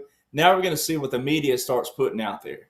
Because in 2020, I have everybody's got an iPhone these days, and I don't subscribe to, I can't remember exactly what the name of that news outlet is on Gmail, and I don't have that immediately pulled up, but it'll give you a sample of it. And if you click on it, say, hey, to read more, subscribe. But everybody got that. All throughout 2020, and I still have them saved. I screenshot all that throughout 2020. The most secure election in U.S. history, the most secure, and President Trump alluded to that in his speeches, and he's alluded to it in these speeches, the most secure election in U.S. history. This is what the media was broadcasting to people out there. And so when you look at New York Times and different people, you look how many subscribers they have millions of subscribers. So again, it goes back to the perception, but also what are people feeding themselves and what do they believe in? Do they believe it's true? Do they believe it's just, did they read it and not absorb it? Or did they read it and absorb it? Did they read it, absorb it, and believe it? Or did they read it, absorb it, and not believe it? There's a lot of variables in this. So getting the people back educated requires some drama. As President Trump says, you got to give them what they want. But then also we got to educate them at the same time. So I think they may still use some of the midterms as like a educational piece, because I don't believe the 2028 is a joke for all the Republicans out there. I believe that this has been a strategic, again, contingency plan, and you give 12 years, 16 years, whichever, it doesn't matter. You get that in there and you lock that down to have a constitutional dictatorship, but it's a contingency plan that's ironclad to make sure all of everything's not only drained, but we got to look at the systems of this. People forget that we have systems that need recoding or coding. Then we have the people who run them who need educated or re-educated.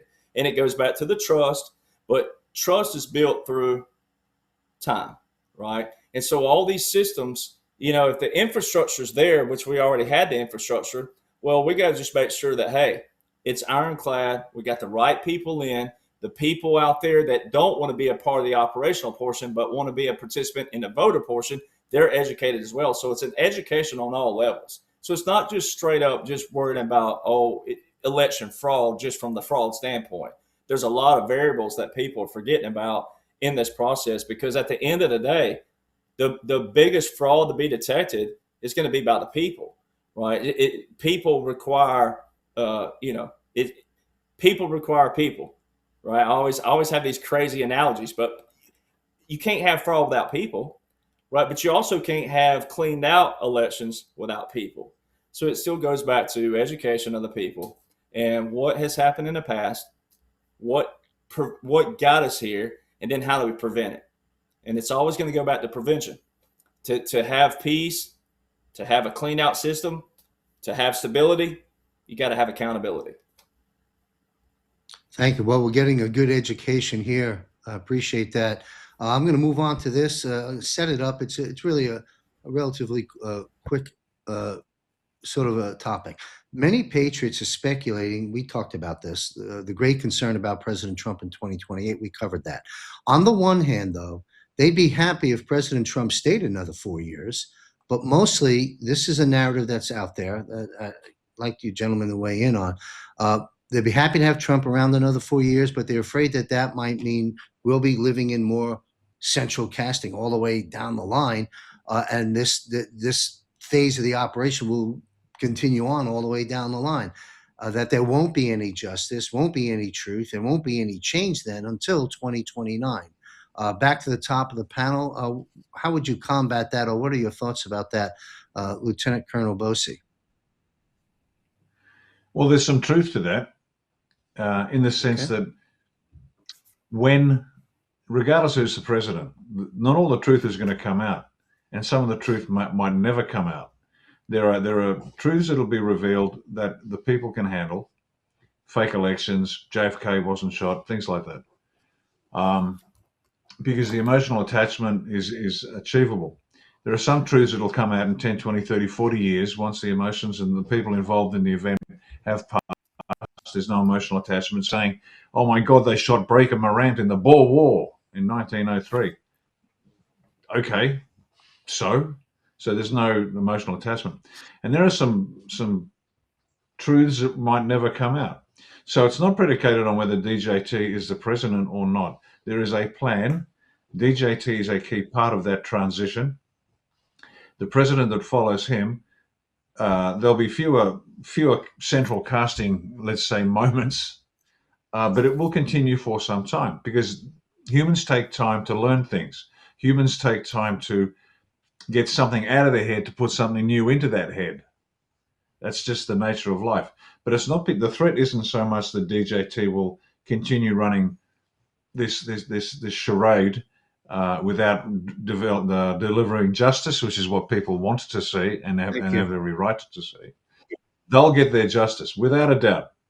The facade, the show will diminish. There'll be elements of it for it to continue out of necessity, because some of the truths are so horrific that people will go into psychotic shock. People will suicide. Then these are real threats. So you're just delaying the truth. You're not so much deceiving people, just delaying the truth to protect them. And people think, well, I'm tough, I can handle it. Well, yeah, you can, but I don't care how tough you are. If you're, and this is an analogy I've used before and it's quite apt. If you're in a labor camp in Nazi, you hadn't eaten a solid meal in 3 years, the moment the Allies threw the gates open, if they'd fed them all steaks, the people would have died. The digestive system simply couldn't handle it. So they had to feed them gruel and slowly build up their capacity to actually digest food again. This is the same, except it's on a psychological and spiritual level. Just shove the truth in their faces, you will lose them. And it's a bit like the doctor saying, yes, the operation was a success, but the patient died. I did everything right, but the patient just cucked it. Well, no, you can't have that sort of lower level thinking in this. So just to recap, so we're clear. DJT is a key part of the plan. He is not the center of the plan. He is a transitional role. Whoever follows him, when he follows him, the level of protective delay of the truth will diminish, and United States will go first, and the world will follow in time in its own speed, depending on the nature of the culture of the country we're talking about. We'll begin to start living a more realistic life in its full sense. But again, this is not over by 2028. It's not over by 2032. Give it maybe 4 generations for the whole plan, most of the plan to work itself out. And then the truths will be revealed when they are digestible by the people.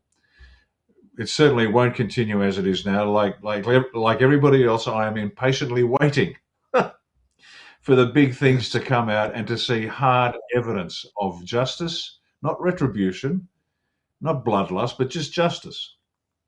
Impatiently waiting to see that justice delivered so we can genuinely understand that we are now transitioning into a different world, if that helps out at all.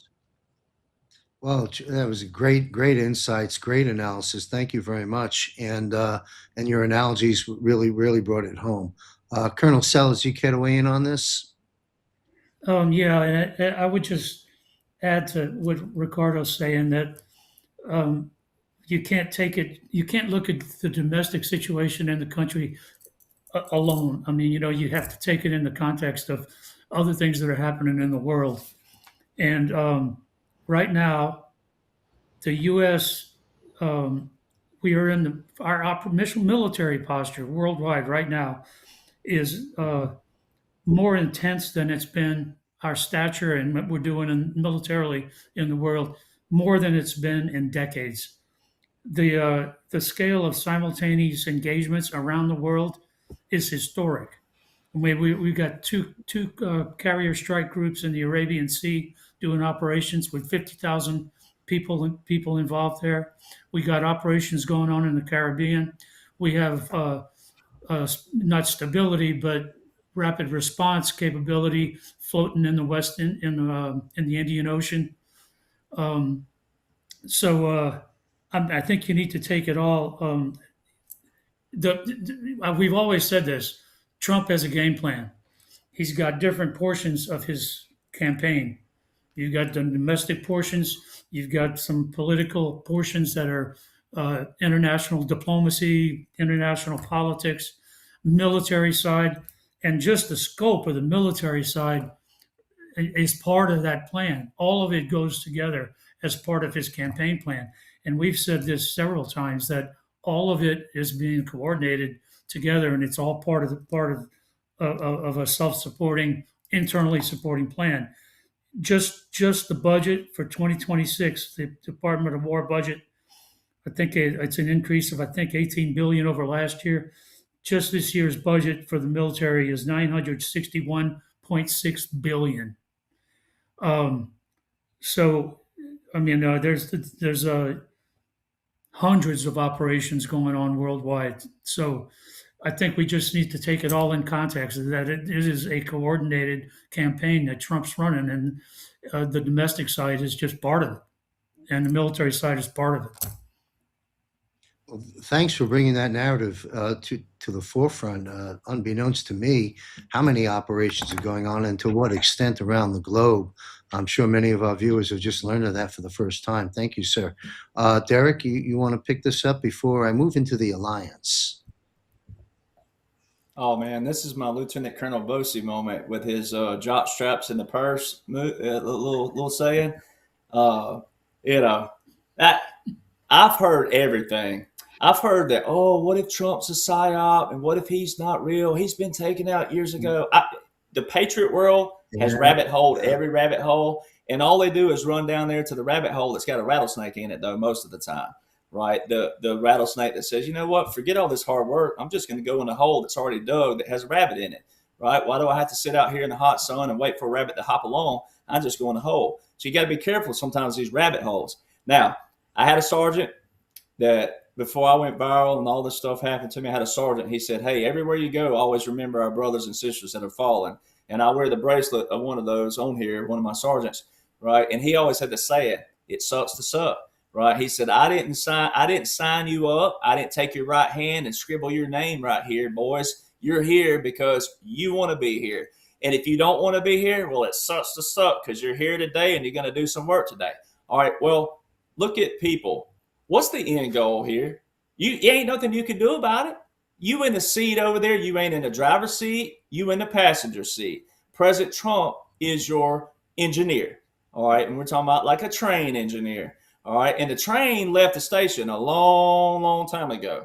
All right. And there's nothing you can do about it. So you can either be a participant or you can be a complainer. But you ain't riding on the train with me. Right. If you get off of my train, you can go on back to the caboose back there where you belong if you're going to whine and complain. And we're going to find a way to get you out of our car back to the caboose. All right, that's the way I look at that. It's like, what are you going to do about it? So what is our end goal here? If you're complaining right now, it's because the American people suck at prevention. All right, it goes back again to what I'm talking about accountability. It's because the American people sucks at prevention. So everybody's wanting arrest. Well, where were you 10 years ago? Where were you 15 years ago? Where were you 20 years ago? Now, you individually watching, you might actually be one of these patriots that was awake the whole time.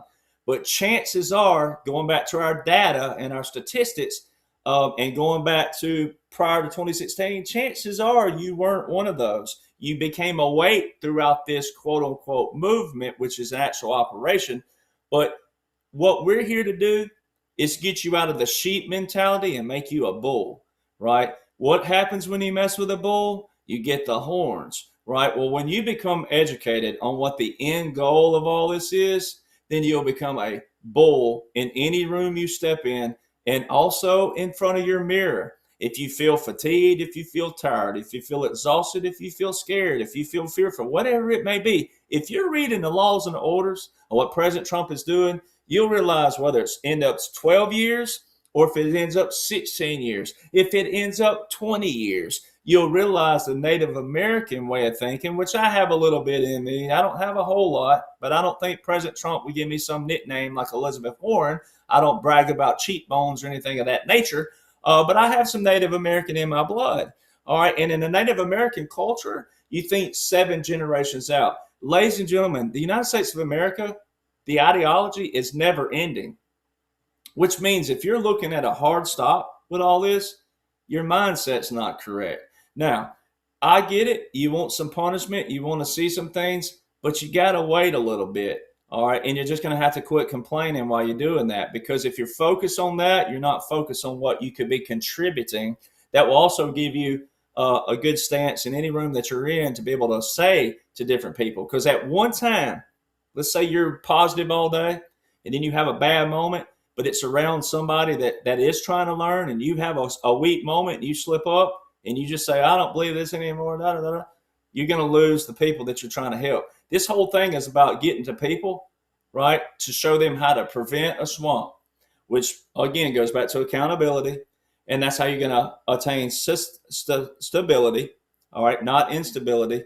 And that's all you've seen 2016 and prior. I mean, it was tumultuous. It was chaos. And I always say chaos plus division equals power acquisition. You don't want to be that power acquisition. You don't want to be that portion. You want to be in a power acquisition of what President Trump's doing. We are absolutely in a resetting of the Declaration of Independence right now. We're in it. You're in the middle of it. All right. You're on the latter part, not the beginning part. You want to be a part of history. All right. You want to be positive the whole way. You want to be attentive the whole way. Then you got to be positive.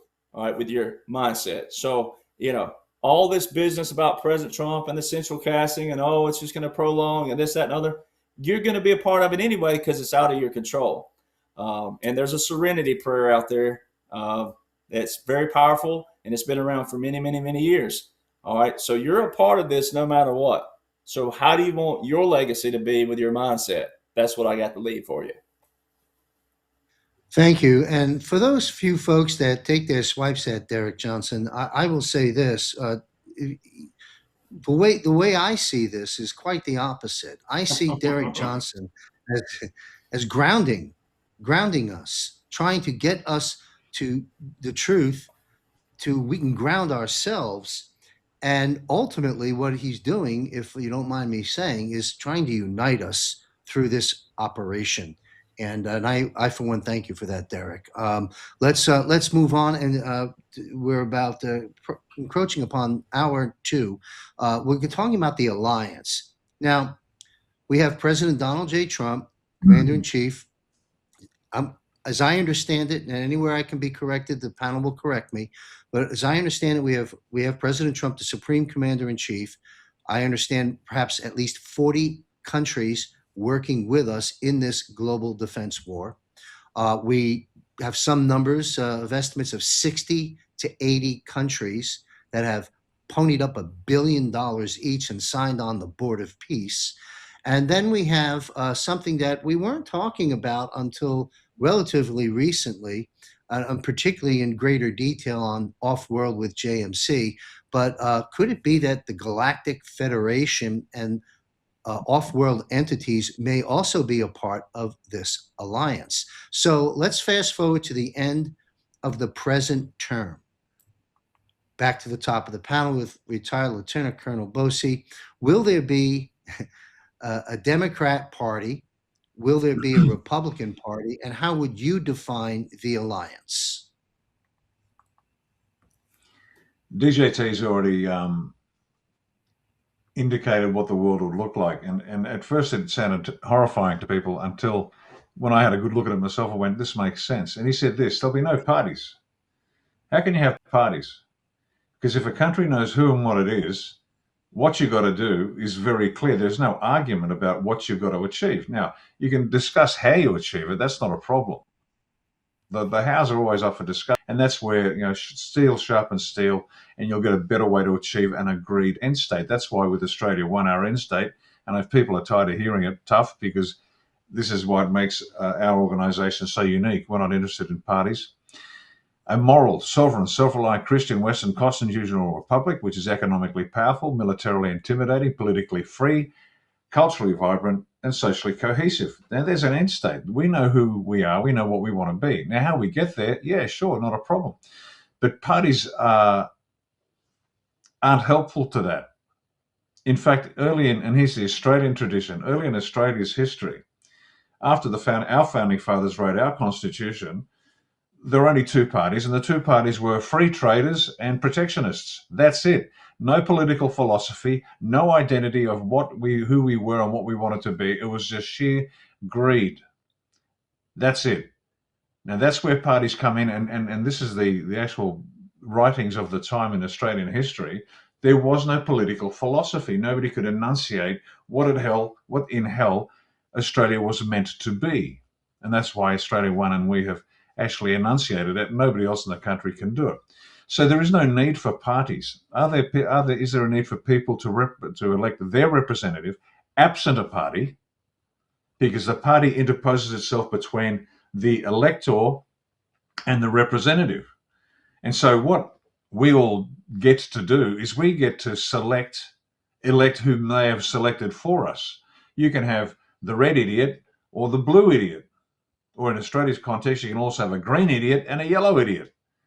But we don't get to elect our people. They select whom we elect. That's the danger of political parties. Political parties in Australia are unconstitutional. They're not mentioned anywhere.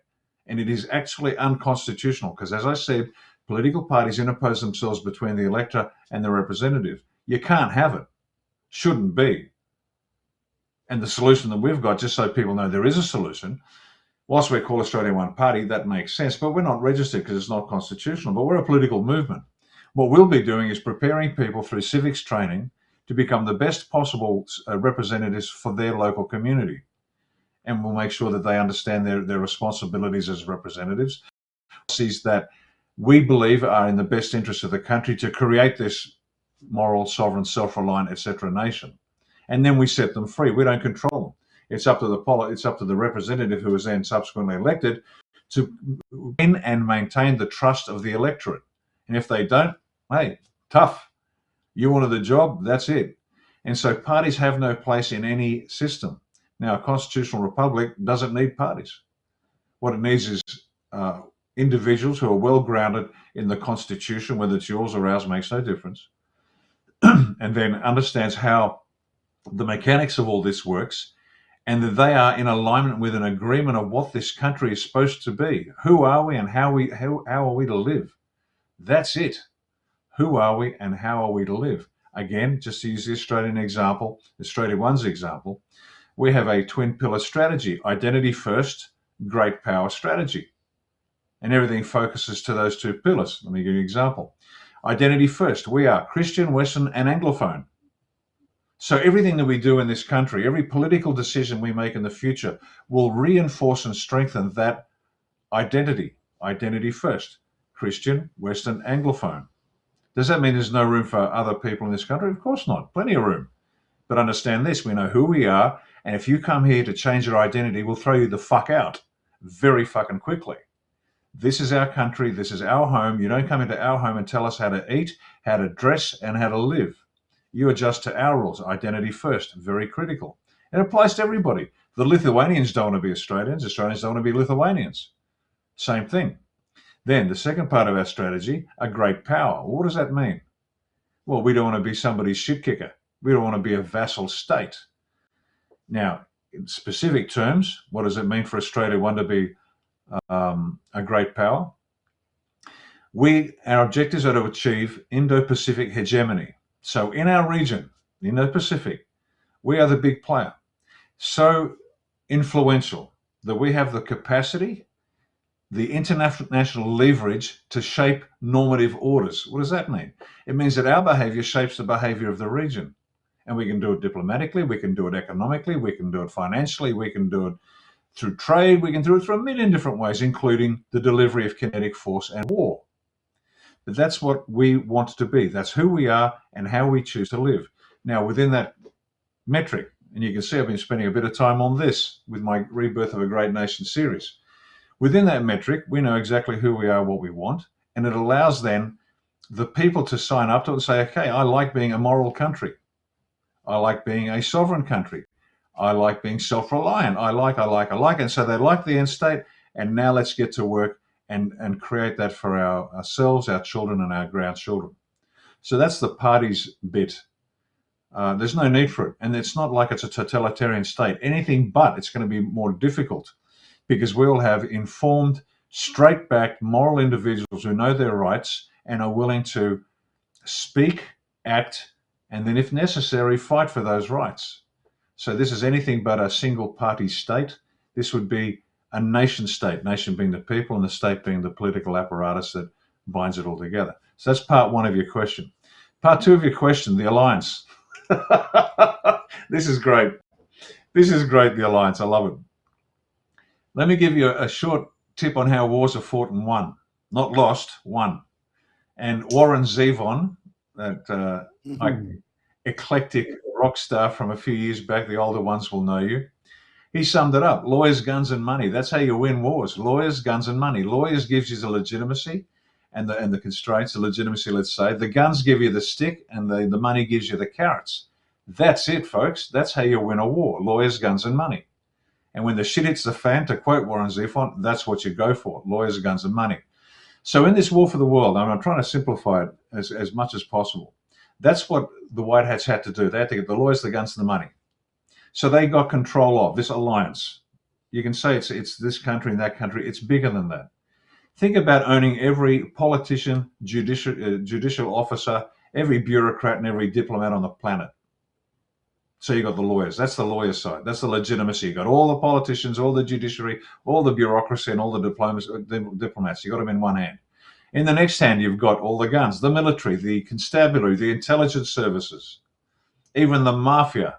Think about it. Anybody with a gun can be employed. So you got the lawyers, you got the guns, that's the sticks, and then you got the money. What does the money do? The economic, the financial leverage, the corporations, logistics, media, religion. You can buy anybody and anything if you've got the money, if you control the flow of the money.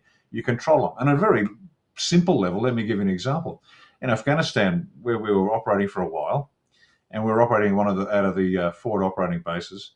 The locals, it wasn't our base, the locals had an arrangement with the local Taliban.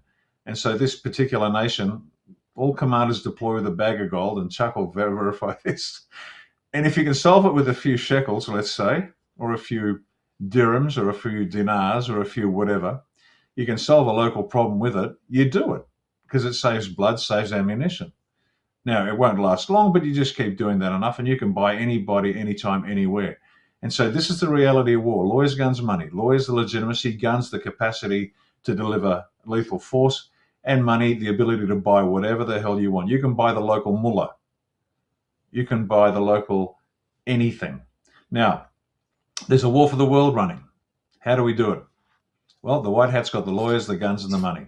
Now, you can break it down into all the lawyers, guns, and money from this country or that country and build it into a cohesive capability with the capacity for the right personnel, the intelligence, the operations, logistics, plans, IT communications, training, policies, whatever. The actual structure is there under nation states because it exists to a degree. So each of the nation states that has contributed to this alliance as a member of this alliance is contributing all of those elements, the lawyers, the guns, the money. The senior leadership, in fact, at this stage, enough of the senior leadership is actually disappearing so the people below them know that it's done. You'll still see their faces. General Smith said this. Well, General Smith was whacked 3 years ago, but they'll stick a picture up and say General Smith is doing it.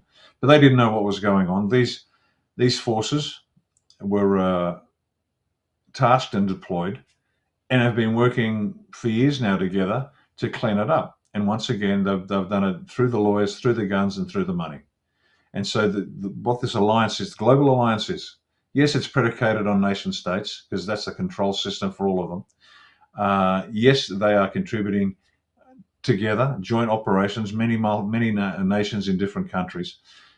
But the actual command and control of this force, this alliance, and I'll leave I'll just talk terrestrial. I'll let other people talk about other elements because they are real. I'll leave that alone. But this alliance is very real. Multiple nations contributing all those skill sets to the war, and progressively so it's been clear how it's been done. It's a combination of covert, clandestine, and conventional operations. Conventional ops is just well-trained soldiers squeezing triggers. Covert is conducting operations which the operation occurred, but you don't know who did it. And clandestine is you don't even know the operations occurred. And so there's different approaches. So as you can see, it's a little complex as you dive into it, but lawyers, guns, and money, and that's what they did. They corralled them all around the planet. They got them under control, and they got them to work. What a great segment. I can't thank you enough. And the people of Australia should be grateful that you're there leading the way with your body of work. And what was the name of the current project that you're working on now, Colonel Bossi? You mentioned it. You titled it. Yeah, thanks for the chance to speak about it because it's occupying my time and it's joyful. I actually love this. It's called The Rebirth of a Great Nation. And it's a 21-part series. I've just recorded episode 9 and I'm writing episode 10 as we go. And what we do is this, and it's very important for people to understand it because we are contacted from people all around the world that say, love what you're doing, can you help us out? Well, yeah, go to the Rebirth of a Great Nation series and you'll see the methodology and the questions I ask and the answers I give. And let me, if you don't mind, I'll just give a couple of minutes on this, John. What we're doing is this. Every nation out there has at its disposal what they're called the elements of national power. Now, if you go on Google, it'll give you diplomatic, informational, military, economic, and technology, and that's it. Well, that's tactics for tiny tots. And so what we did is we broke it down into 19 elements of national power. And it's like going into your granddad's shed when you're a little boy and you see all of these tools on the wall. and they're all well maintained. They're cleaned. They might be old, but they're cleaned and in good shape. And you're just overwhelmed by all of these tools. What do you do with this, Granddad? And what do you use that for? And what do you use that for, Granddad? And if he's half the handyman that he thinks he is, he's got a use for all of them. Now, my dad, on the other hand, not a great handyman. He had one toolbox. He had a broken screwdriver and a pair of pliers and a spanner. And we learned as kids to adapt. But you can't do good work with limited tools. You've got to use all the tools.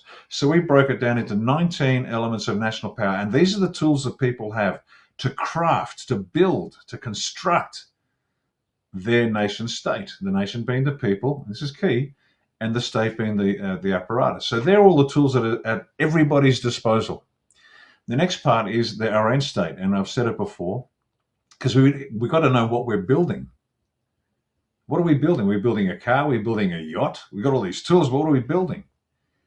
And in our case, it's a moral, sovereign, self-reliant Christian Western constitutional republic, which is economically powerful, militarily intimidating, politically free, culturally vibrant, socially cohesive. So we know what we're building. So we've got the tools, we're going to build this, but what are we going to use it for? And this is where we have the twin pillar strategy. Identity first, great power strategy. And so the tools, we build this, but we're creating this world. Who are we and how are we to live? And we want to be who we are, and we want to live on our feet. So this is the Rebirth of a Great Nation series. John and his great team at JMC Broadcasting have assisted us. They provide the system to record and promulgate it. That's because we were shut down. The first, I think, 3-4 episodes were just constantly shut down by malevolent forces that hate the idea of the people of planet Earth taking charge of their own destiny. But John and his team have stepped up, and we're deeply grateful to you, John, and to all the people behind the scenes to make that happen. But it is such an exciting project that if you're getting to Derek's excellent point, that if you're whining and complaining, get to bloody work. I mean, I get up every morning and I can't wait to get stuck into the next episode, because we at A1 are future focused. We are creating our destiny, and it's fun doing it, and it really helps us grow. Now, please understand, I'm not suggesting that what we are putting down in this series is going to transpire. None of it might come true. There might be some other forces at play that direct a completely different end state. It doesn't matter. In the process of creating this series, and then all the A1 people are getting into it, they are growing as individuals, and it makes them more capable of creating whatever they want to create down the track, whatever the circumstances might be. This is what it means in our organizational method, our intention, purpose, method, and state. And again, please copy this and make it your own. A1's intention: to save Australia. Simple. Mission statement, very short. The end state you've heard: moral, sovereign, self-reliant, etc. The method, though, is this, and this is where it's key to go through the process. If you want to learn something, teach it. It's an old saying. So our method is this: to create a moral political movement, which allows every Australian to reach their highest individual potential, so collectively all may participate in the reformation of our nation. And so by elevating everybody individually, slowly bringing everybody up, the nation is then stronger. The nation, the people are stronger, and the state is what they want. It's really important. And every element, as you watch the program, you'll see as we go through it, I'll define what it means, what that particular element of national power is defined in the context of what we want to create, how you define it, and I define that. Then I look at the definition in a broader context. And then we look at the strategic purpose of that element of national power. Then we look at the core elements of that element of national power. Then the subsets of the core elements. Then we look at what policies would deliver that to us. And the final step is, what does a constitution have to say that give us the legitimacy to implement those policies which give us what we want? And in the process of going through that process, it's just extraordinary what it does. I love it. I have learned so much so quickly. I've crystallized in my mind now those vague and woolly, uncomfortable thoughts that never quite formed because they weren't compelled to. But the process of going through this program that we're running, I'm compelled to crystallize and understand at a deeper level exactly what we're talking about. Now, we're doing this sort of as gifted amateurs, but we lean heavily on the experience of the US founding fathers, which were, if that's not a God's gift to the planet, I can't imagine a better definition of what would constitute a gift from God to the people of planet Earth than the founding fathers of the US. Extraordinarily remarkable individuals. And we lean heavily on their experience. But we don't take a knee. We're certainly doing our own thing. But anyway, that's the Rebirth of a Great Nation series. Please check it out on our on Australia One Party's Rumble channel. The first few, the production quality is a bit dodgy. We're trying to get it better, but we're fighting against the forces of darkness and annihilation.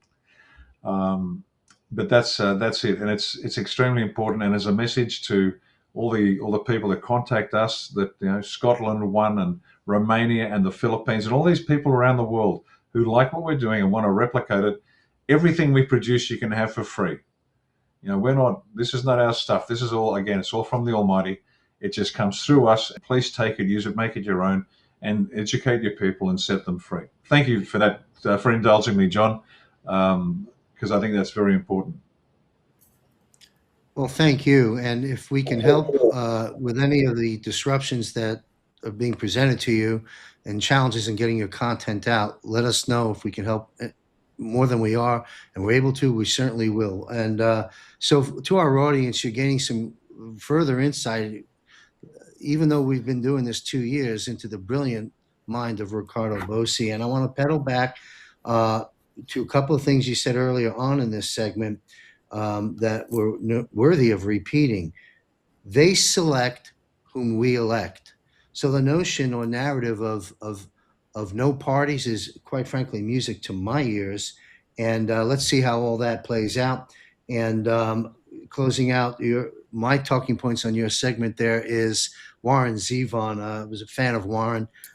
You talked about lawyers, guns, and money. Well, we can't forget Werewolves of London. And boy, oh boy, we've learned about the Werewolves of London through the operation in Iran. Thank you, President Trump and the White Hats. Colonel Sellers, sir, let's bring us back to the two-part question is, how can you define the alliance? And then another part, sort of co-related, do you think the two-party system will come to an end in the near future? The alliance, I really like what the initial things we said. You talked about 40 countries being in the alliance. I really like the emphasis that President Trump has put on building alliances. I think that's one of the things that he's good at, is negotiation, give and take, the art of the deal and all that stuff. And I think that's what he's trying to accomplish. And I think that is a really, really positive step for the whole world, I believe. So when you have all that number of nations working together, it's a good thing. I really believe it's a good thing. And I meant to mention when I was talking about the operational intensity of what's going on militarily in the world, almost all of that is being done in conjunction with allies. That's been a really strong emphasis on the part of the U.S. military, is doing it with allies. So I think it adds together. It kind of builds into the same kind of thought process. And I really do like when we had talked about the off-world stuff in a couple of shows back.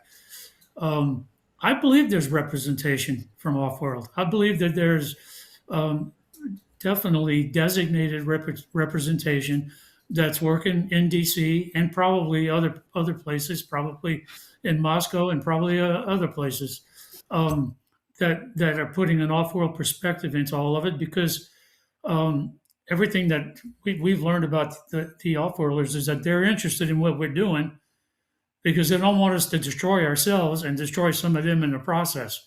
And that's I think what one of their main goals is peace and prosperity through peace, not by killing each other off with nuclear weapons and stuff. So I believe that is true. I believe there's pictures of some of these off-world representatives that are floating around D.C. at least, and some places.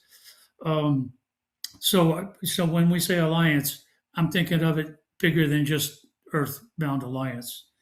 Um, and then the second part, what was that? It was remind me, John, the second question. Yeah, Oh, sorry, Republican sir. The Party, parties, two-party system. two-party system. The sooner the two-party system goes away, the better off we're all going to be. I've been a Republican for years. The only reason I've been a Republican for years is because I think that they're marginally less immoral than Democrats. I think they're both parties are immoral. I don't think you don't never hear when they're campaigning and all this stuff when they're just talking normally. You don't hear anything about morality. You don't hear anything about let's do the right thing for the country. Let's all join up together and get our skills together and do the right thing for the country. No, it's uh, I get my daily messages from the Republican Party. Give me $35 for this. Please give me $1,000. I'd like $5,000, and you'll become a Gold Star elite member of the Republican Party. That's all you hear about. It to me, they're all a bunch of criminals looking out for themselves, and the faster they go away, and we lean on something that comes from an alliance where we're working. I don't even want to call it the aisle. We're working together from different viewpoints to come to consensus and do what's best for all of us together. And you don't get that from the Republicans or the Democrats. You're either a Republican and a bad Democrat, or you're a good Democrat and a bad Republican. And I frankly can't stand it. I haven't given a dollar to the Republican Party since Trump got elected the first time. So Me too. I guess I'm very jaded on the entire subject because it stinks and they turn my stomach. Understood. Well, great change is coming, and Julian Assange, uh, I may not have the exact percentage, but it's in the upper 90s. Stated when all is said and done, 95% will say of both sides of the aisle will be flushed out of there. And I believe that's already ongoing and will be shown the truth at the appropriate time the operation decides to do so. And I'm patiently waiting. I want to pedal back also, Colonel Sellers, to something you said. You got a thumbs up from your neighbor on the screen there, Colonel Bossi, on acknowledging the fact that we may very well be getting some off-world support. And you're also in good company with our good friend, Colonel Tom Lennox, who has quite a few things to say about that. And shameless plug here, please, everyone who wants to learn more about this, and you should be interested. Why? Well, there's a reason the president at this time in history has decided to declassify highly secret information since Dwight D. Eisenhower. So come along, come through the portal with us, Off World with JMC. It's a monthly show. And thank you, Colonel Sells. We'll have you back on that broadcast as well. That leads us to yeah, I think those are my follow-up talking points. Yeah, to Derek Johnson, I've defined the alliance as maybe not in this pecking order, but President Trump, the estimated 40 countries, off-world assistance, and so forth. How would you define the alliance, and what's your take on the two-party system? And then we're gonna come to the finish line on our broadcast with one or two more questions to the panel. Well, I'm going to invert those because I'm going to go to the party, and then I think my wheelhouse is on the flip of that, so I'm going to invert those. But the whole part of living and learning as humans is to correct the good parts of history. Meaning, like, take the good parts. We still got to study the bad, but we take the good and we enhance those, right? And moving forward, that's part of what we're supposed to do: personal life, business life, and also in government. All right. In military government booklet, I won't hold it up again, but again, if you don't have laws and orders, you have chaos. So you got to have that, right? Which, like Lieutenant Colonel Bossi was talking about, the greatest gift of God to humanity was our founders and their way of thinking. All right. So we take their way of thinking, we enhance it to where we are right now. So we can correct history. If people go back, we've had all kinds of different parties throughout history. Even Americans don't even know that. They think it's just always been Republican, Democrat. It's been all kinds of different parties through the years. All right, so it's kind of like this. I could buy a donkey and call it a Corvette, but it sure ain't going to run like one. So a lot of people put too much emphasis in on titles and all these different groups out there, and oh, they're a part of this, like the LGBTQ. All right, first off, you got to be gay in the first place to establish what kind of gay you are. So I'm pretty sure the G should have came first in that whole structure of what they took there, right? So put some humor with it, but also some reality with it. And also, why don't you just use the whole freaking alphabet, right? Because I'm pretty sure y'all going to make up something with the rest of that. It's kind of like R-S-T-L-N-E. Would you like to buy a vowel pack? Is this Wheel of Fortune? I mean, so, look at all this crap that we've put into society that people have signed up for. It's just a bunch of crap. Again, you can call it whatever you want to call it, right? So there's some things like, look at Lieutenant Colonel Bossi there. Look at a pair of pliers. Some things are universal. Why don't we just rename them, though? Why don't we rename them? Why is everybody universally okay with calling them pliers, right? So there's a lot of things out there that we are universally okay with that no one ever bickers over, and no one ever says, oh, we should change this. Right, so look at the stuff that Americans predominantly have put all their faith and stock into. Getting into what Colonel Sellers was talking about monetarily, right? Look at all these politicians. And a lot of Republicans, if you're listening out there, I hope this gets to you Republicans specifically, all right, not just MAGA or not just Patriot world, but Republicans, and this is for your friends and family in that matrix of the Fox News Republicans. All right, a United States senator from the state of, let's just say, Arizona, should not be sending you any mail to the state of Alabama. If you're in Alabama, if you're in Michigan, if you're in Florida, wherever you are, why are they reaching out to you, right? So there's another little thing that shows their tiny alliance within the alliance of the old alliance, if you will. All right. So I know someone who was running for Senate recently. They had to raise $50 million to run. That's just one position. $50 million. Now, think of all the U.S. Senate seats across the U.S. All right. That's not even your state congressman. That's a U.S. congressman.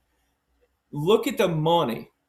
That is what President Trump alludes to when he's talking about lobbyists, right? All this money, and it goes back to what we were talking about. They give you who you're going to select from. It's the same thing. A lot of people who follow me, you don't want to hear it. My ratings or my number, my viewership drops when I start talking about country music. Oh, because music is your escape from government.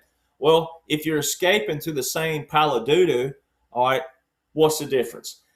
Music, but specifically country music, it's a managed democracy. It's the illusion of choice. They give you your buffet, and you see all these artists, and you're like, oh, well, I like this one, and I like this one, I like this one, I don't like this one, You're still missing how you came to selection, all right? And it's the same thing with election choices. It's always been given to you who you're going to vote for. It's never been a true we the people of the preamble of the Constitution of the United States of America.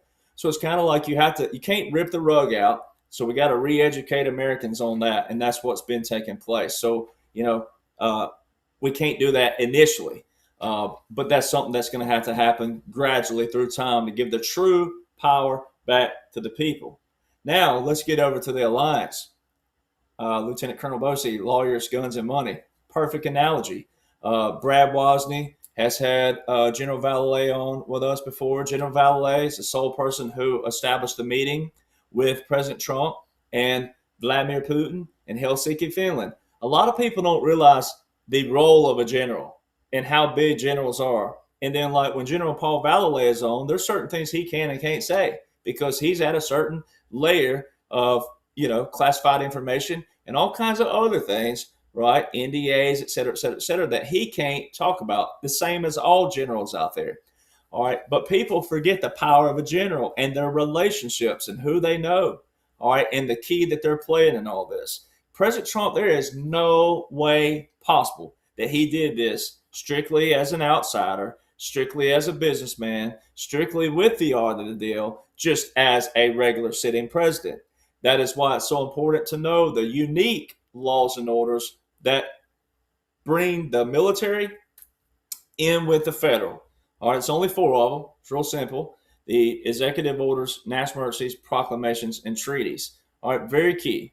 All right, then you get to your bases all around the world. This is why it is what Lieutenant Colonel Bossi was talking about. This don't just apply to the United States of America. This is all of us together, right? So all of our bases, our regular bases, and then our joint bases, all right? And then you got to look at who President Trump's talking about, right? All the alliances. He's been hammering NATO since day one. He's hammered NATO. I did a paper a long time ago when I was in college, and I specifically focused on NATO, and I focused on our GDP, and then the percentage that all other nations were pulling. 2%, we were the 98th percentile. We've always funded them. Nobody else wanted to come to the table. Well, guess what happened? You had a bunch of pansy candy asses, as they call them, in the military world and also in the Southern culture. You had a bunch of these people out here, the bureaucrats, right, and the diplomacy, they called it. That's the people that you had at the helm, and they just kept letting these people run over them, run over them, run over them. Now, from the Republican side and the more target audience side, they think President Trump is the one like Teddy with the stick, walking in there, whacking him upside the head. He is, but he is also surrounded by a military, generals, not just United States generals. We're talking about world generals. That is why he has been able to be the face of this operation, to form this alliance, this new alliance. And I love it. We don't even going to call it the resetting of the Declaration. We're going to call it the rebirth of the Declaration. This is the rebirth of the United States of America as well. All right, so we have the bases, we have the ammo, we have all the aircraft, we have all the equipment. It's the same thing in the United States of America. Guess who has not had to step up to the plate yet in America? Cowboys, bikers, ticked off hippies, especially the Vietnam era hippies, who have yet to get their retribution for how they were treated. I tell people, it doesn't matter how bullcrap the war was. It's the fact that men and women were willing to sign up and go fight for their nation, go do something greater than themselves, their family, their state, and their nation. All right, so there's a lot of things that hasn't had to happen, thank goodness. But let me show you a great example of this alliance and how President Trump is a supreme commander by all definitions of a supreme commander of the world. Just in one of those press conferences just this week, he called. Actually, it was on the Air Force One going to Michigan, I believe it was. It was on Air Force One. It was a gag on there, and he said he called. They asked him about Netanyahu, Bibi, and he said, "Well, we've disagreed on a few things, but he said he's a wartime prime minister." Ladies and gentlemen, there ain't no such thing as a wartime prime minister. It's a prime minister. All right, so you got to go back to Johnson, Leader Johnson. He said he was being interviewed, and Speaker of the House Johnson, who I'm referring to, he was being interviewed last year, and they said, "What are your daily duties?" He said, "Well, it's a little bit different for a wartime speaker." I mean, again, there's no such thing as a wartime speaker in actual definitions of government terms, but also military terms. All right, but it's showing that President Trump is the supreme commander of the 45-47, soon to be 45-48. Thank you, Derek. I'm going to take sorry, I've been looking at some notes here. I'm also looking at the clock. We're now going to be into the second to third hour, and I really appreciate everything everybody has shared with us. This has been an extraordinary broadcast. I got two more subjects I'd want to take on. We have to talk about Anthony Fauci, front and center now. There's an aspect, of course, of we'll call it the Fauci diaries now. Barbara Streisand and Jake Tapper mentioned 41 times in the eyebrow-raising diary. He's enjoyed his newfound popularity and celebrity status over the years that the rest of the world was dying and suffering to this day because of gain of function and other activities and actions. I'm going to turn my show host hat briefly over to Ricardo Bossi. Colonel Bossi, would you raise an issue here that you and I chatted about in the green room? And when that dialogue is through with you and Derek, we'll turn the microphone back to me, sir. Yeah, sure, John. Let me just kick off by saying, for example, I mentioned earlier that what are the people going to see? What's the low-hanging fruit that'll satisfy the baying dogs that want justice, quite justifiably? And Fauci is the poster child for that. He's the gain of function guru. He's the guy that the president had on the podium with him in the press room. And he is the face of the entire COVID scam. Now, we know there's a whole lot more to it, but he's the face of it. And yes, he enjoyed his celebrity.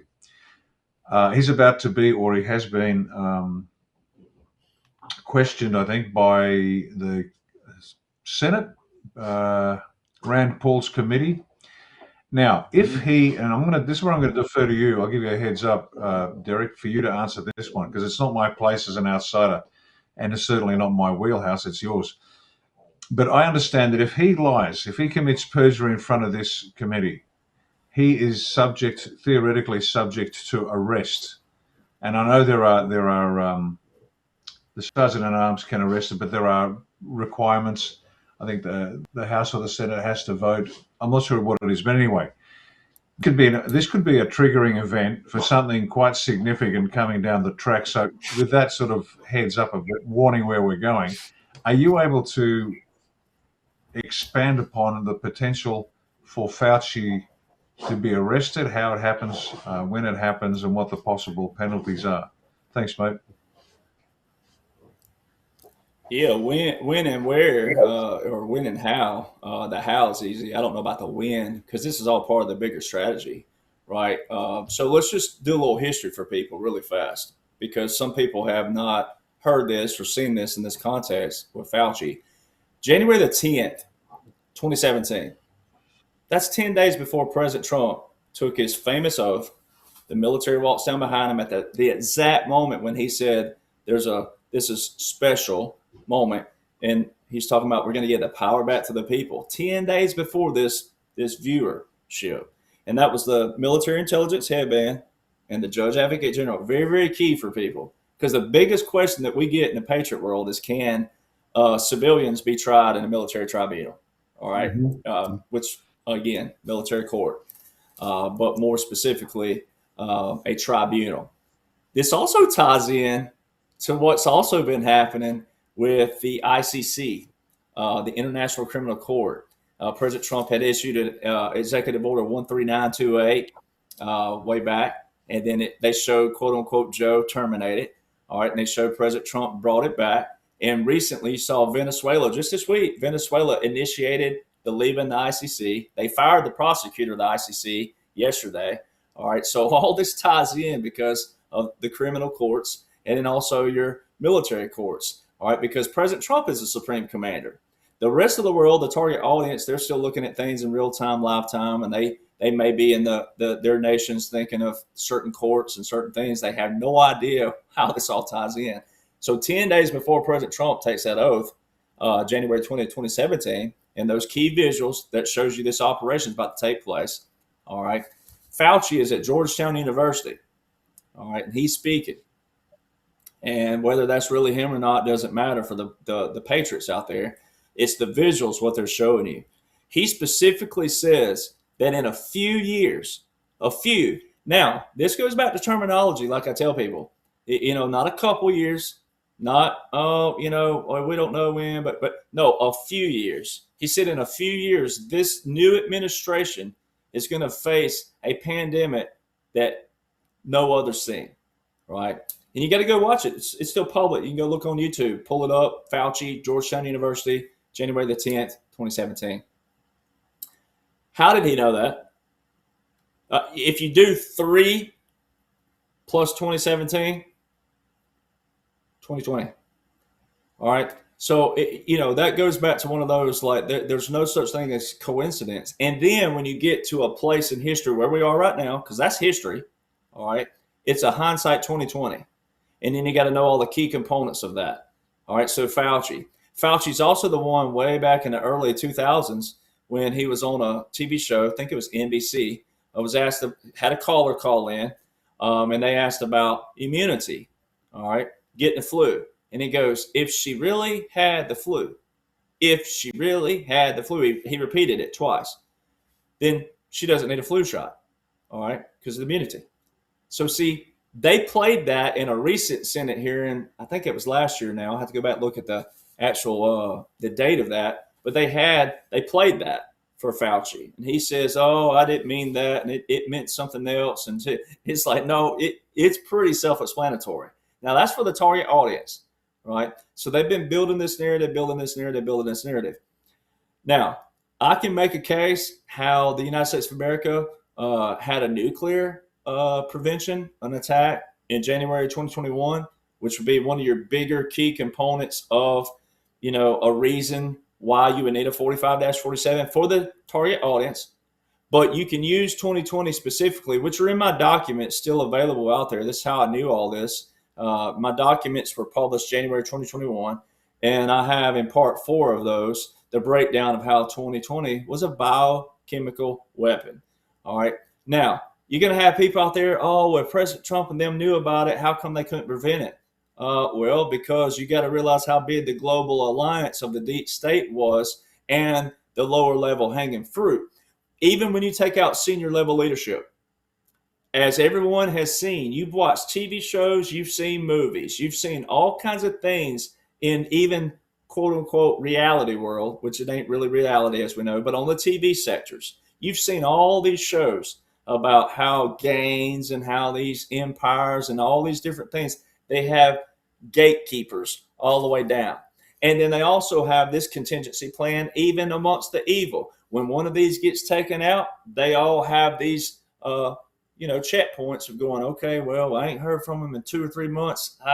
They said, if you don't hear from me a certain time window, activate this. That's exactly what the biochemical weapon would have been in 2020. All right. And then if you remember President Trump, everybody thought he was just trolling, but he said that Biden had been executed in 2020 on True Social. All right. When it was a hashtag down under here and that. No, he knew exactly what he was sharing. So when you look at the timeline of these things, the reality versus the theatrical, where we are right now, if you're a patriot, this is theatrical. It's not real time. But for the target audience, they think this is real time, and it's perfect timing because this all goes back to, it ties into the elections, right? President Trump said they're going to try to rig the elections. He started airing that horn early on, straight out the gate. Then you got to look at what happened in December 2019. The War Powers Resolution, Section 1550 was put into place. All right, they passed that. All right, well, then you got to look at all the series of events. All right, starting in 2020, February the 4th, 2020, the State of the Union. President Trump, first time the general public would have heard the word COVID out of his mouth was at the State of the Union. Then you come up to March the 13th, a verbal national emergency. All right, not an executive order national emergency, a verbal national emergency.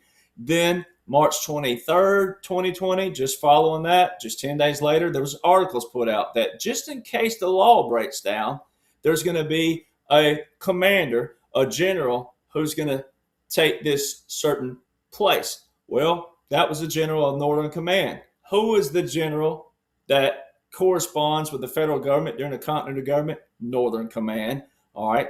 Then a few days later, President Trump, Executive Order 13912, he invoked Title 10, Section 12302, 1 million reserve components to active duty. It's an executive order that doesn't have a national emergency attached to it. Now, Google will tell you that it suspended whenever they terminated the verbal national emergency. That is not the case because, quote unquote, Joe did not terminate anything. That's how you got to know the laws and orders and also believe President Trump. So 27th. All right, March the 30th, you'll see President Trump grimacing, even though that's all central casting, but it's still grimacing. He's being asked by the press about what's going on and how can you prevent it. And all the liberal media is out there beating him up and all these other things about people dying, et cetera, et cetera, et cetera. President Trump told the whole world right there, March the 30th, and there's another one on April the 3rd or the 4th, somewhere in there, another press conference. He told the whole world to use hydroxychloroquine, chloroquine, zinc, the Z-Pack if your heart could stand it. All right. Nobody listened to the commander-in-chief.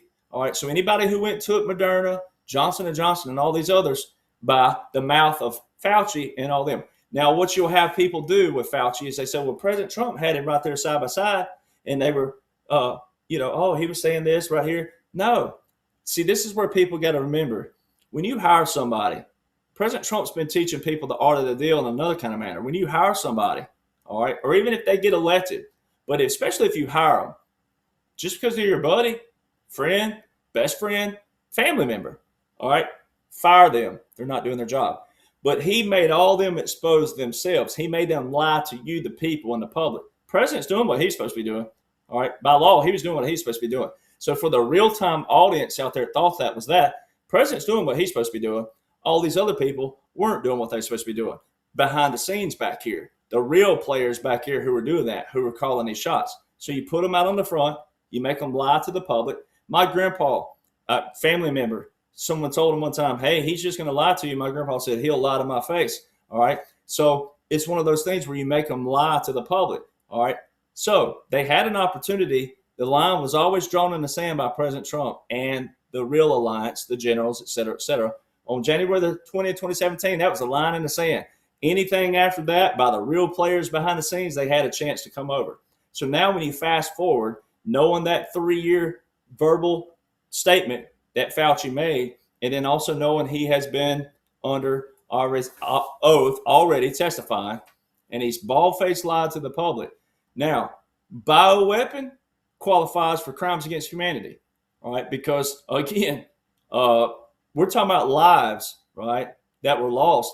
Every one of us. This is why no one is exempt out there. No one can say, oh, you're a Republican and you're a patriot and you're this, and how dare you talk about people dying. I'm talking about people I know that took those shots, all right, multiple, and they died young ages. No one's exempt from this. It's a sensitive subject, but no one's exempt from it.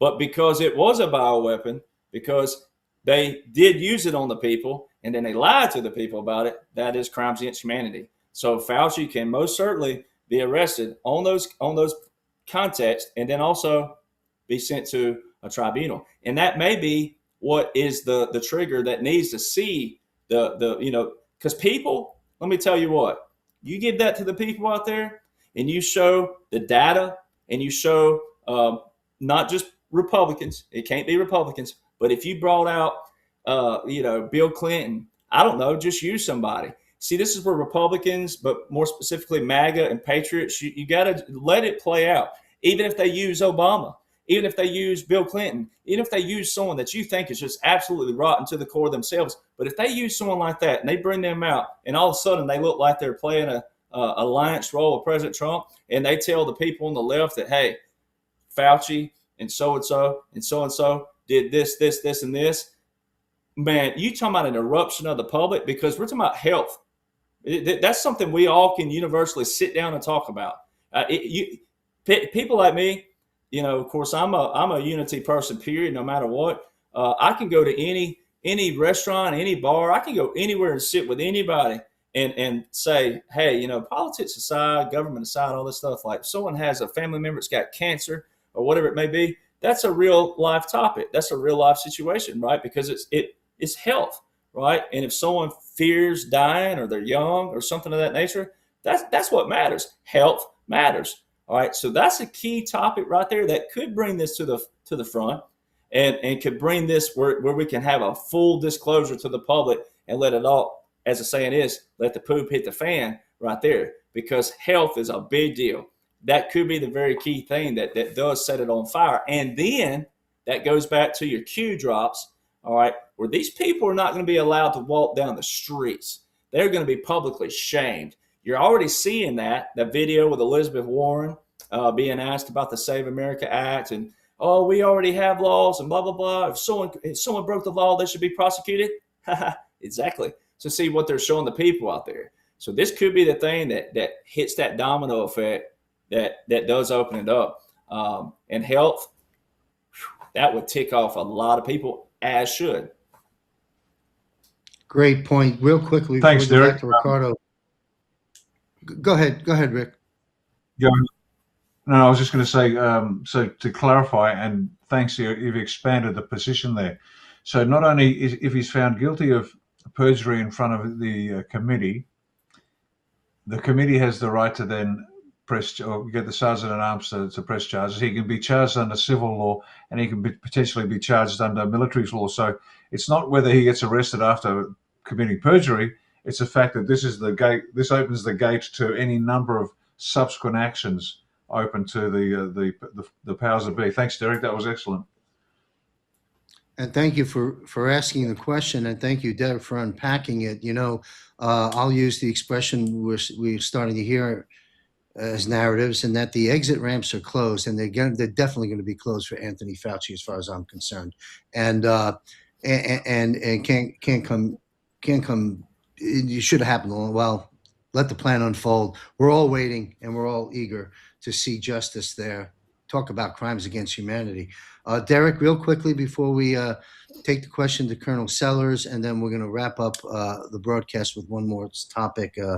I want to just say to our viewers, I sat down with Derek Johnson on what we call a special broadcast for about 2 hours, and we unpacked a lot of issues there.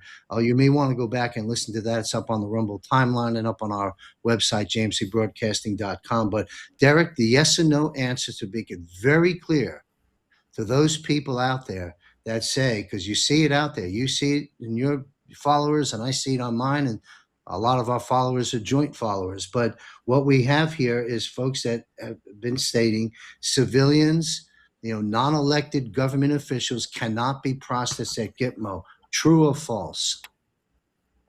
That's false. If it's anything to do with crimes against humanity or high treason, yes, I can, because that's where your joint military and federal come together.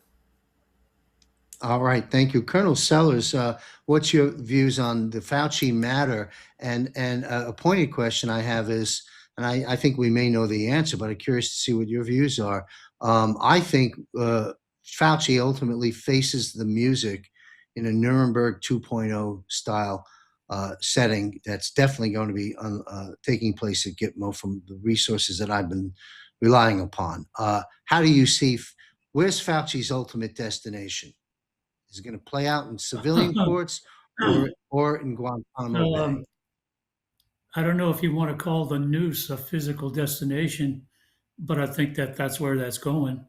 And it may be too easy for him. Fauci, he's a despicable human, for one. I mean, he basked in his glory, knowing that these people were going to die. And I bet there's not one person that I know that did not lose a family member of some sort, a cousin, a best friend, or whatever, to that freaking vaccine. And we're talking gamut of ages from 17 years old to 70 years old, 80 years old. But we all lost somebody from that. That's going to come back. That has to come back. And this is not just, Fauci has track record. This is not just COVID. He was doing this shit long before. You got to go back and look at the research that he did for HIV vaccines and this and that. Even his experimental animals that he killed, disgusting, absolutely disgusting. If there ever was somebody that needed to stand trial and pay for it, this guy was it. Because while everybody's getting sick and dying, and it's all BS, and we know it's all BS, and they're still pushing it. It's still out there. COVID, get your COVID vaccine, get your this and that. Why Walgreens can still do that is beyond me. I have no idea why they're still allowed to put that shit out. But Fauci needs to go down. I mean, he has a long track record of it was all crimes against humanity the first time and this time. So he can go. Thank you, sir.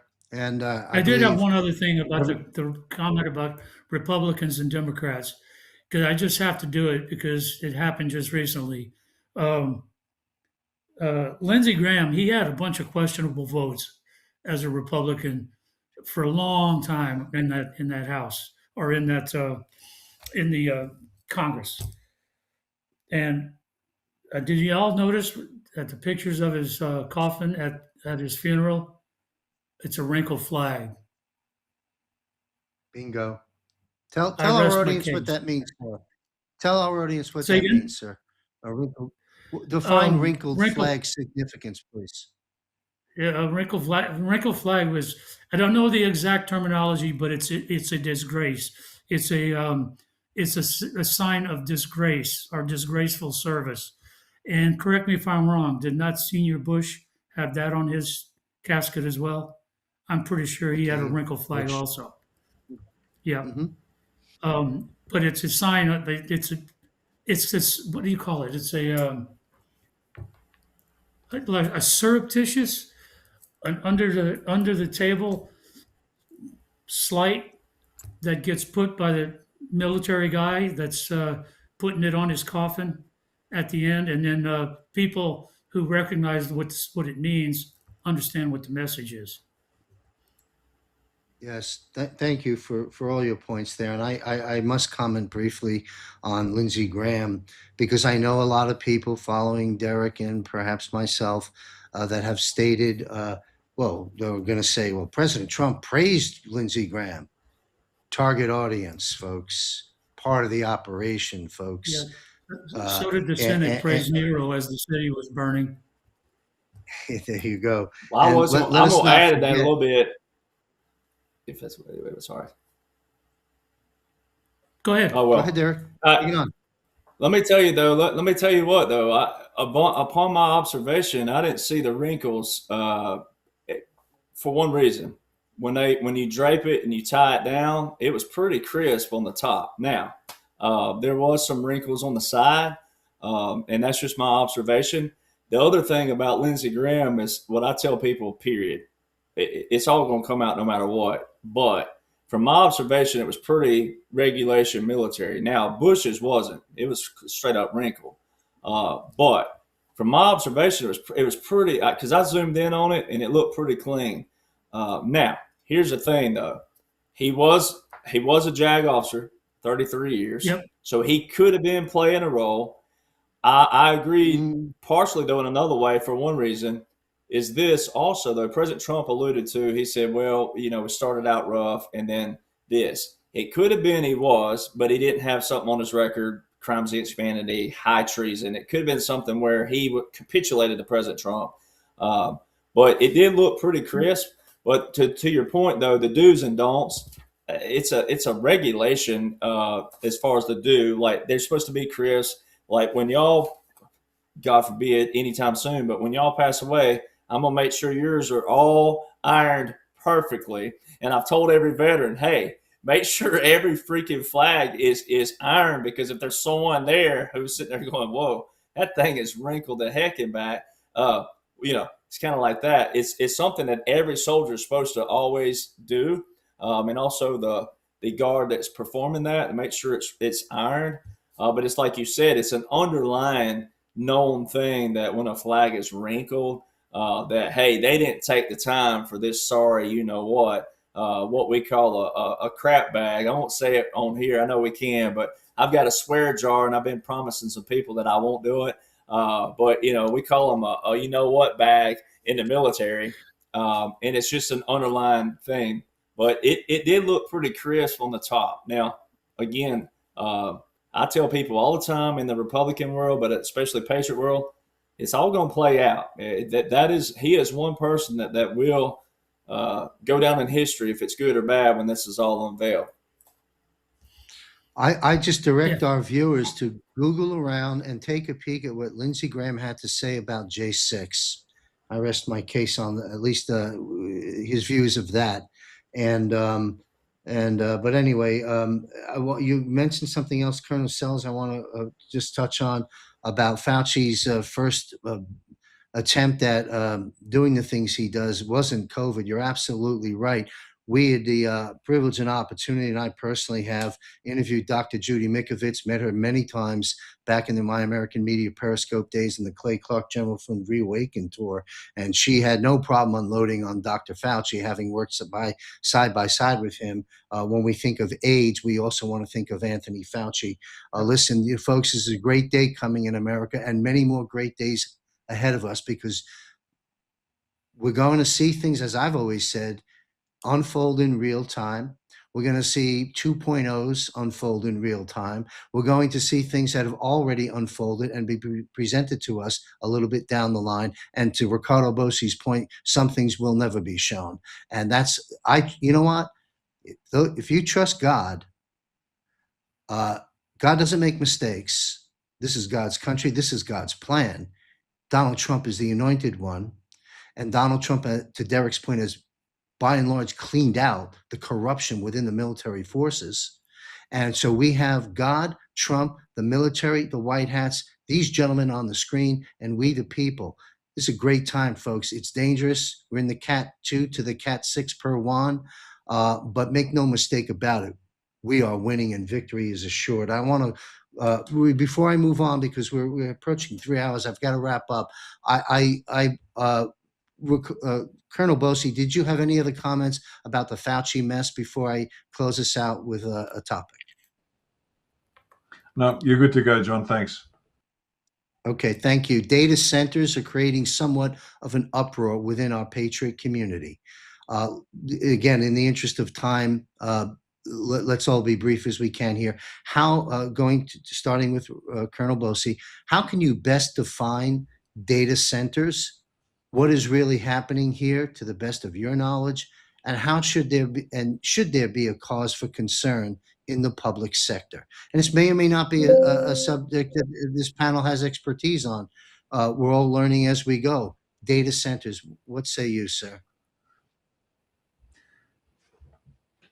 The data centers are important for robotics, AI, and the rapid growth of all of those technologies that are coming. Some that we know about, and others we don't.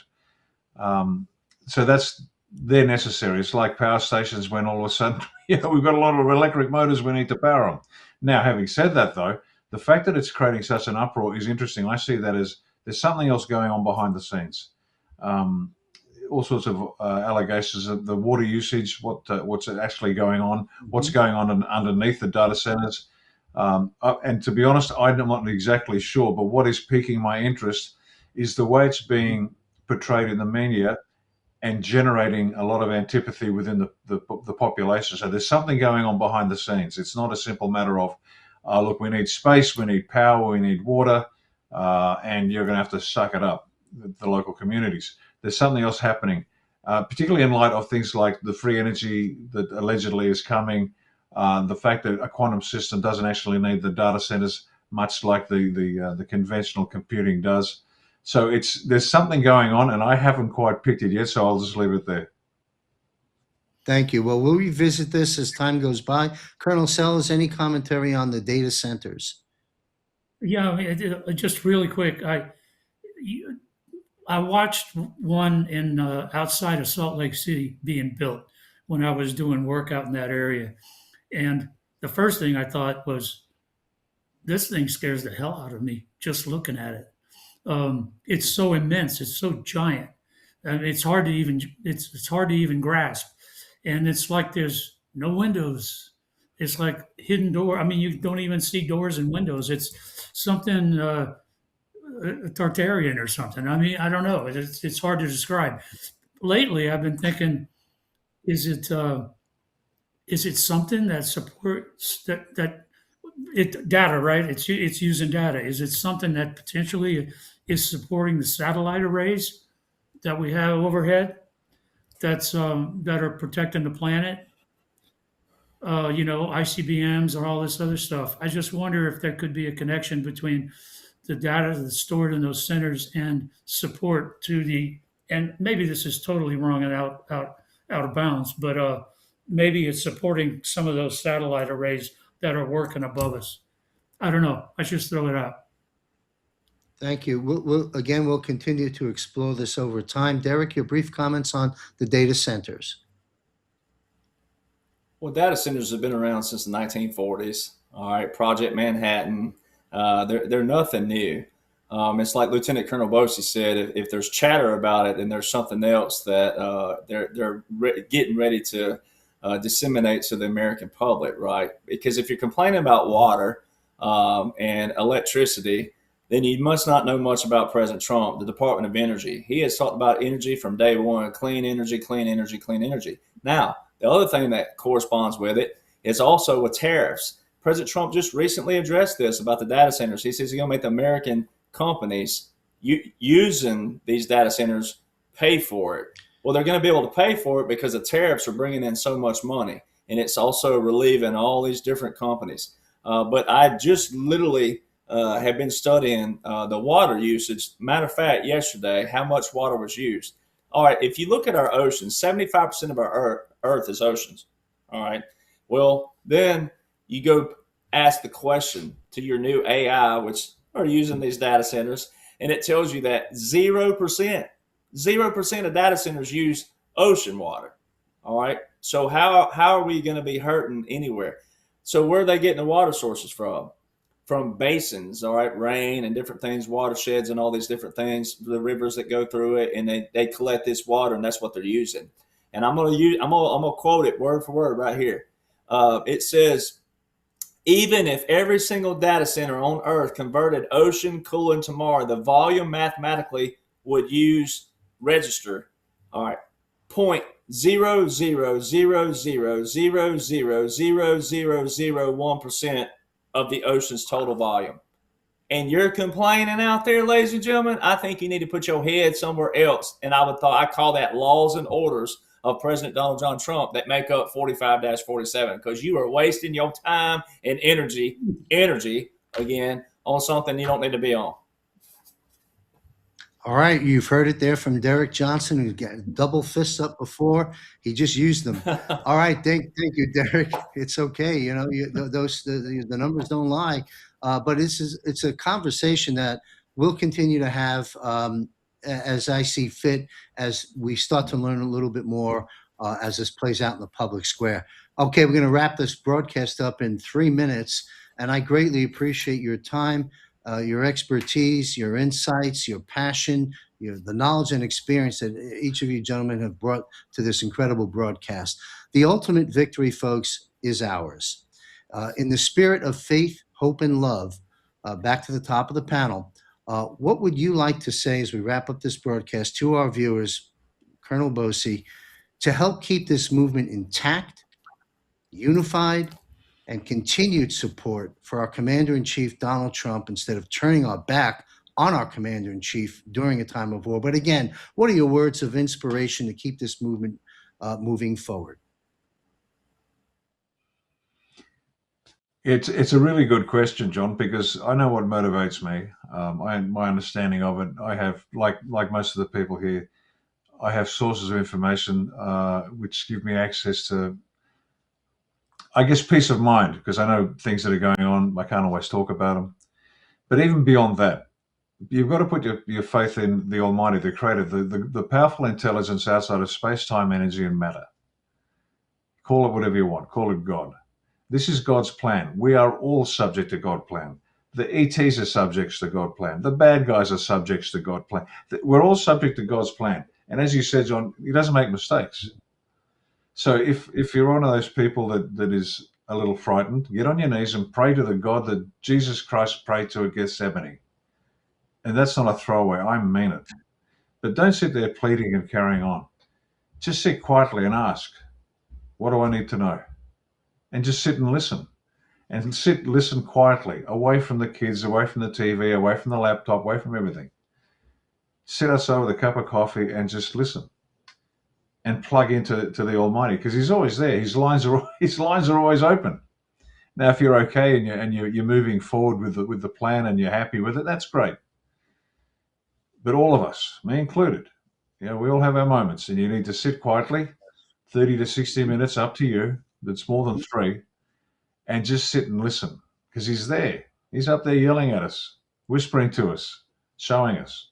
It'll come to you. It'll give you that peace that you need to get through, because we are in great shape. Does that mean people are in pain? You bet we're in pain. Yeah. But make mistakes. You are exactly who you are, where you are, why you are, for a very, very specific purpose. Ask him why. What do you want me to do next? What's the next step, God? What do you got planned? What do you want me to do? What should I say? What should I think? And sit and listen. You'll be fine.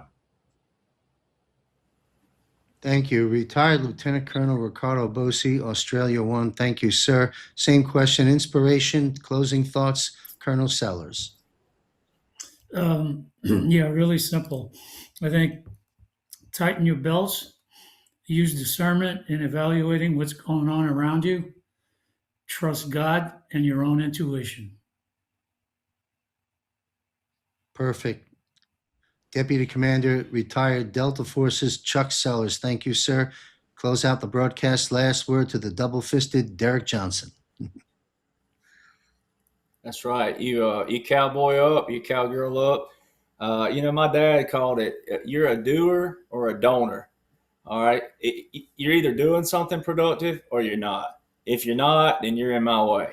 All right. That's just how he looked at it. And a preacher friend of mine, he carries a kernel of corn around with him all the time. And he'll pull this out when someone's being negative or Debbie Downer, negative Nancy, whatever it is. And he'll say, you see this grain of corn right here? He said, this grain of corn represents your spirit in your life and where you are. Like Lieutenant Colonel Bossi just said, you're right here, right now for this moment in time for a reason, whether you know it or not. But let me help you try to find your purpose. All right. That kernel of corn here, inside that kernel of corn, it has every bit of fabric needed to become a stalk one day full of cobs of corn. All right. But it is no good in my pocket. When you put it in the ground, right, it knows what to do because it already has that component in there. That's the God component. All right. But then your component of that is the spiritual growth of it, the spiritual aspect, meaning, all right, it goes in the ground. When it comes up, it has to be fertilized. All right.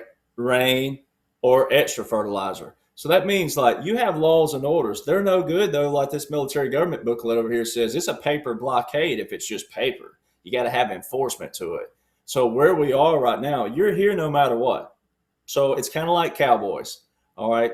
Now, I rode a bull one time in my life, and I'll be honest with you. I went to my dad. I said, I'll cowboy another way. Bull riding ain't for me.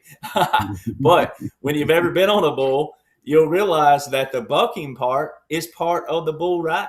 When you hear cowboys ride a bull, they don't complain about the bucking. It ain't the bucking that's the problem. Right? It's the which way was the bull turning, right? And what did they do? Did they make a mistake? Did their grip tighten up or did their grip loosen up? Was it too soon? Was it too quick? Which way? So it's like when you study in your path of life, right? You don't worry about the turbulence that comes around you once you learn to trust God and your spirit and your creator and then your purpose. So it's always finding your purpose. And you're here right now. It's just a matter, are you willing to accept where you are and then find where you are to apply yourself where you are? Because I want to go down in history as not just history, but when I stand in front of God himself, he can beat me up on everything under the sun. But there's one thing I don't want to hear him say, you could have done more, right? If you're always doing something and you're applying all the principles and all the rules and all the procedures that apply to humanity, you won't ever have to hear you could have done more. All right. So that's just my last words. Well, thank you very much, retired Army veteran Derek Johnson. Please, to our viewers, the newly coming aboard, you can visit jmcbroadcasting.com. On the navigation bar, click on contributors. You will see these gentlemen and all the other contributors to my network, their photograph, their biography, and a link to continue to follow them beyond this broadcast. I look forward to seeing you gentlemen back here next month, Global Defense War panel, and closing out announcement, Board of Truth. These gentlemen will be Board of Trustee members as well as others. Will be making official formal announcements and promotional information soon. That'll launch in September. On behalf of all the American people and all our brothers and sisters throughout the world, we thank you and we salute you, gentlemen. Stay safe and God be with you. And here's an announcement about Bossi Briefs. Thank you, gentlemen. His commentary and analysis is among the best, bar none. His words serve as a masterclass. He deconstructs the deceptions of the PSYOP war. He is the author of The Greatness Awaits You, the national leader of Australia One Party Incorporated, a monthly panel participant in JMC's Global Defense War, in a league of his own, an international treasure, a follower of Jesus Christ. He is Ricardo Bossi. Ricardo Bossi is a published author and speaker, international business consultant, former Australian Army Special Forces Lieutenant Colonel, having served 24 years in the Australian Army, including postings to the Special Air Service Regiment, the 1st Commando Regiment, Headquarters Special Operations, and the U.S. Combined Joint Task Force Headquarters in Kuwait. Don't miss JMC Broadcasting's Bossi Briefs, where John sits down with Ricardo, helping to connect the dots, making sense of the madness, keeping us all grounded and united as the battle between good and evil play out before our very eyes. Join John and Ricardo every other Monday at 6 p.m. Eastern Standard Time, right here at jmcbroadcasting.com. All right. Well, thank you all very much. If you're still listening, quick announcements and we'll wrap up. Important announcements. Since President Dwight D. Eisenhower, top secret files were created concerning off-world activity and visits to planet Earth. Undoubtedly, over the decades, these files have grown. Area 51 is what it's commonly known. We have heard and seen images of UFOs, but not until now has this been validated and presented to the American people and to the world until President Donald J. Trump began releasing the tranches of top secret files. This is the beginning. There is much more. Come join us each and every month, Off-World with JMC. We have Dr. Sala returning in episode 3, along with Tom Lennox, Colonel Tom Lennox, and we're trying to circle the wagons around Alex Collier and bring Alex back. We'll be in touch with him soon. Also, quick announcement, Fireside Chat with JMC. I just recorded the premiere episode of this. It's just me on screen, no guests, no show assets, no video clips. Kind of join the chat with me each month. Again, no guests, no interruptions, just me as I reflect on issues of the day, bringing clarity to events as they unfold and getting your questions answered, making sense of the times in which we live, keeping us informed, empowered, hopeful, inspired, and connected, as well as providing valuable resources and important announcements. The premiere will be published. I just recorded it yesterday. Will be published Friday, 6 p.m. Eastern. By the time you're hearing this, it may already be out there. So turn down the noise and daily distractions of your life and join me each month at Fireside Chats with JMC. And you can subscribe for free by visiting jmcbroadcasting.com. I look forward to your presence at Fireside Chat. Look forward to you following our work. Where we go one, we go all. I want to thank our esteemed guests for their time and expertise in today's panel addressing issues and concerns, issues that concern each and every one of us in America and throughout the world. Stay safe, everyone. Stay alert, and may God be with you.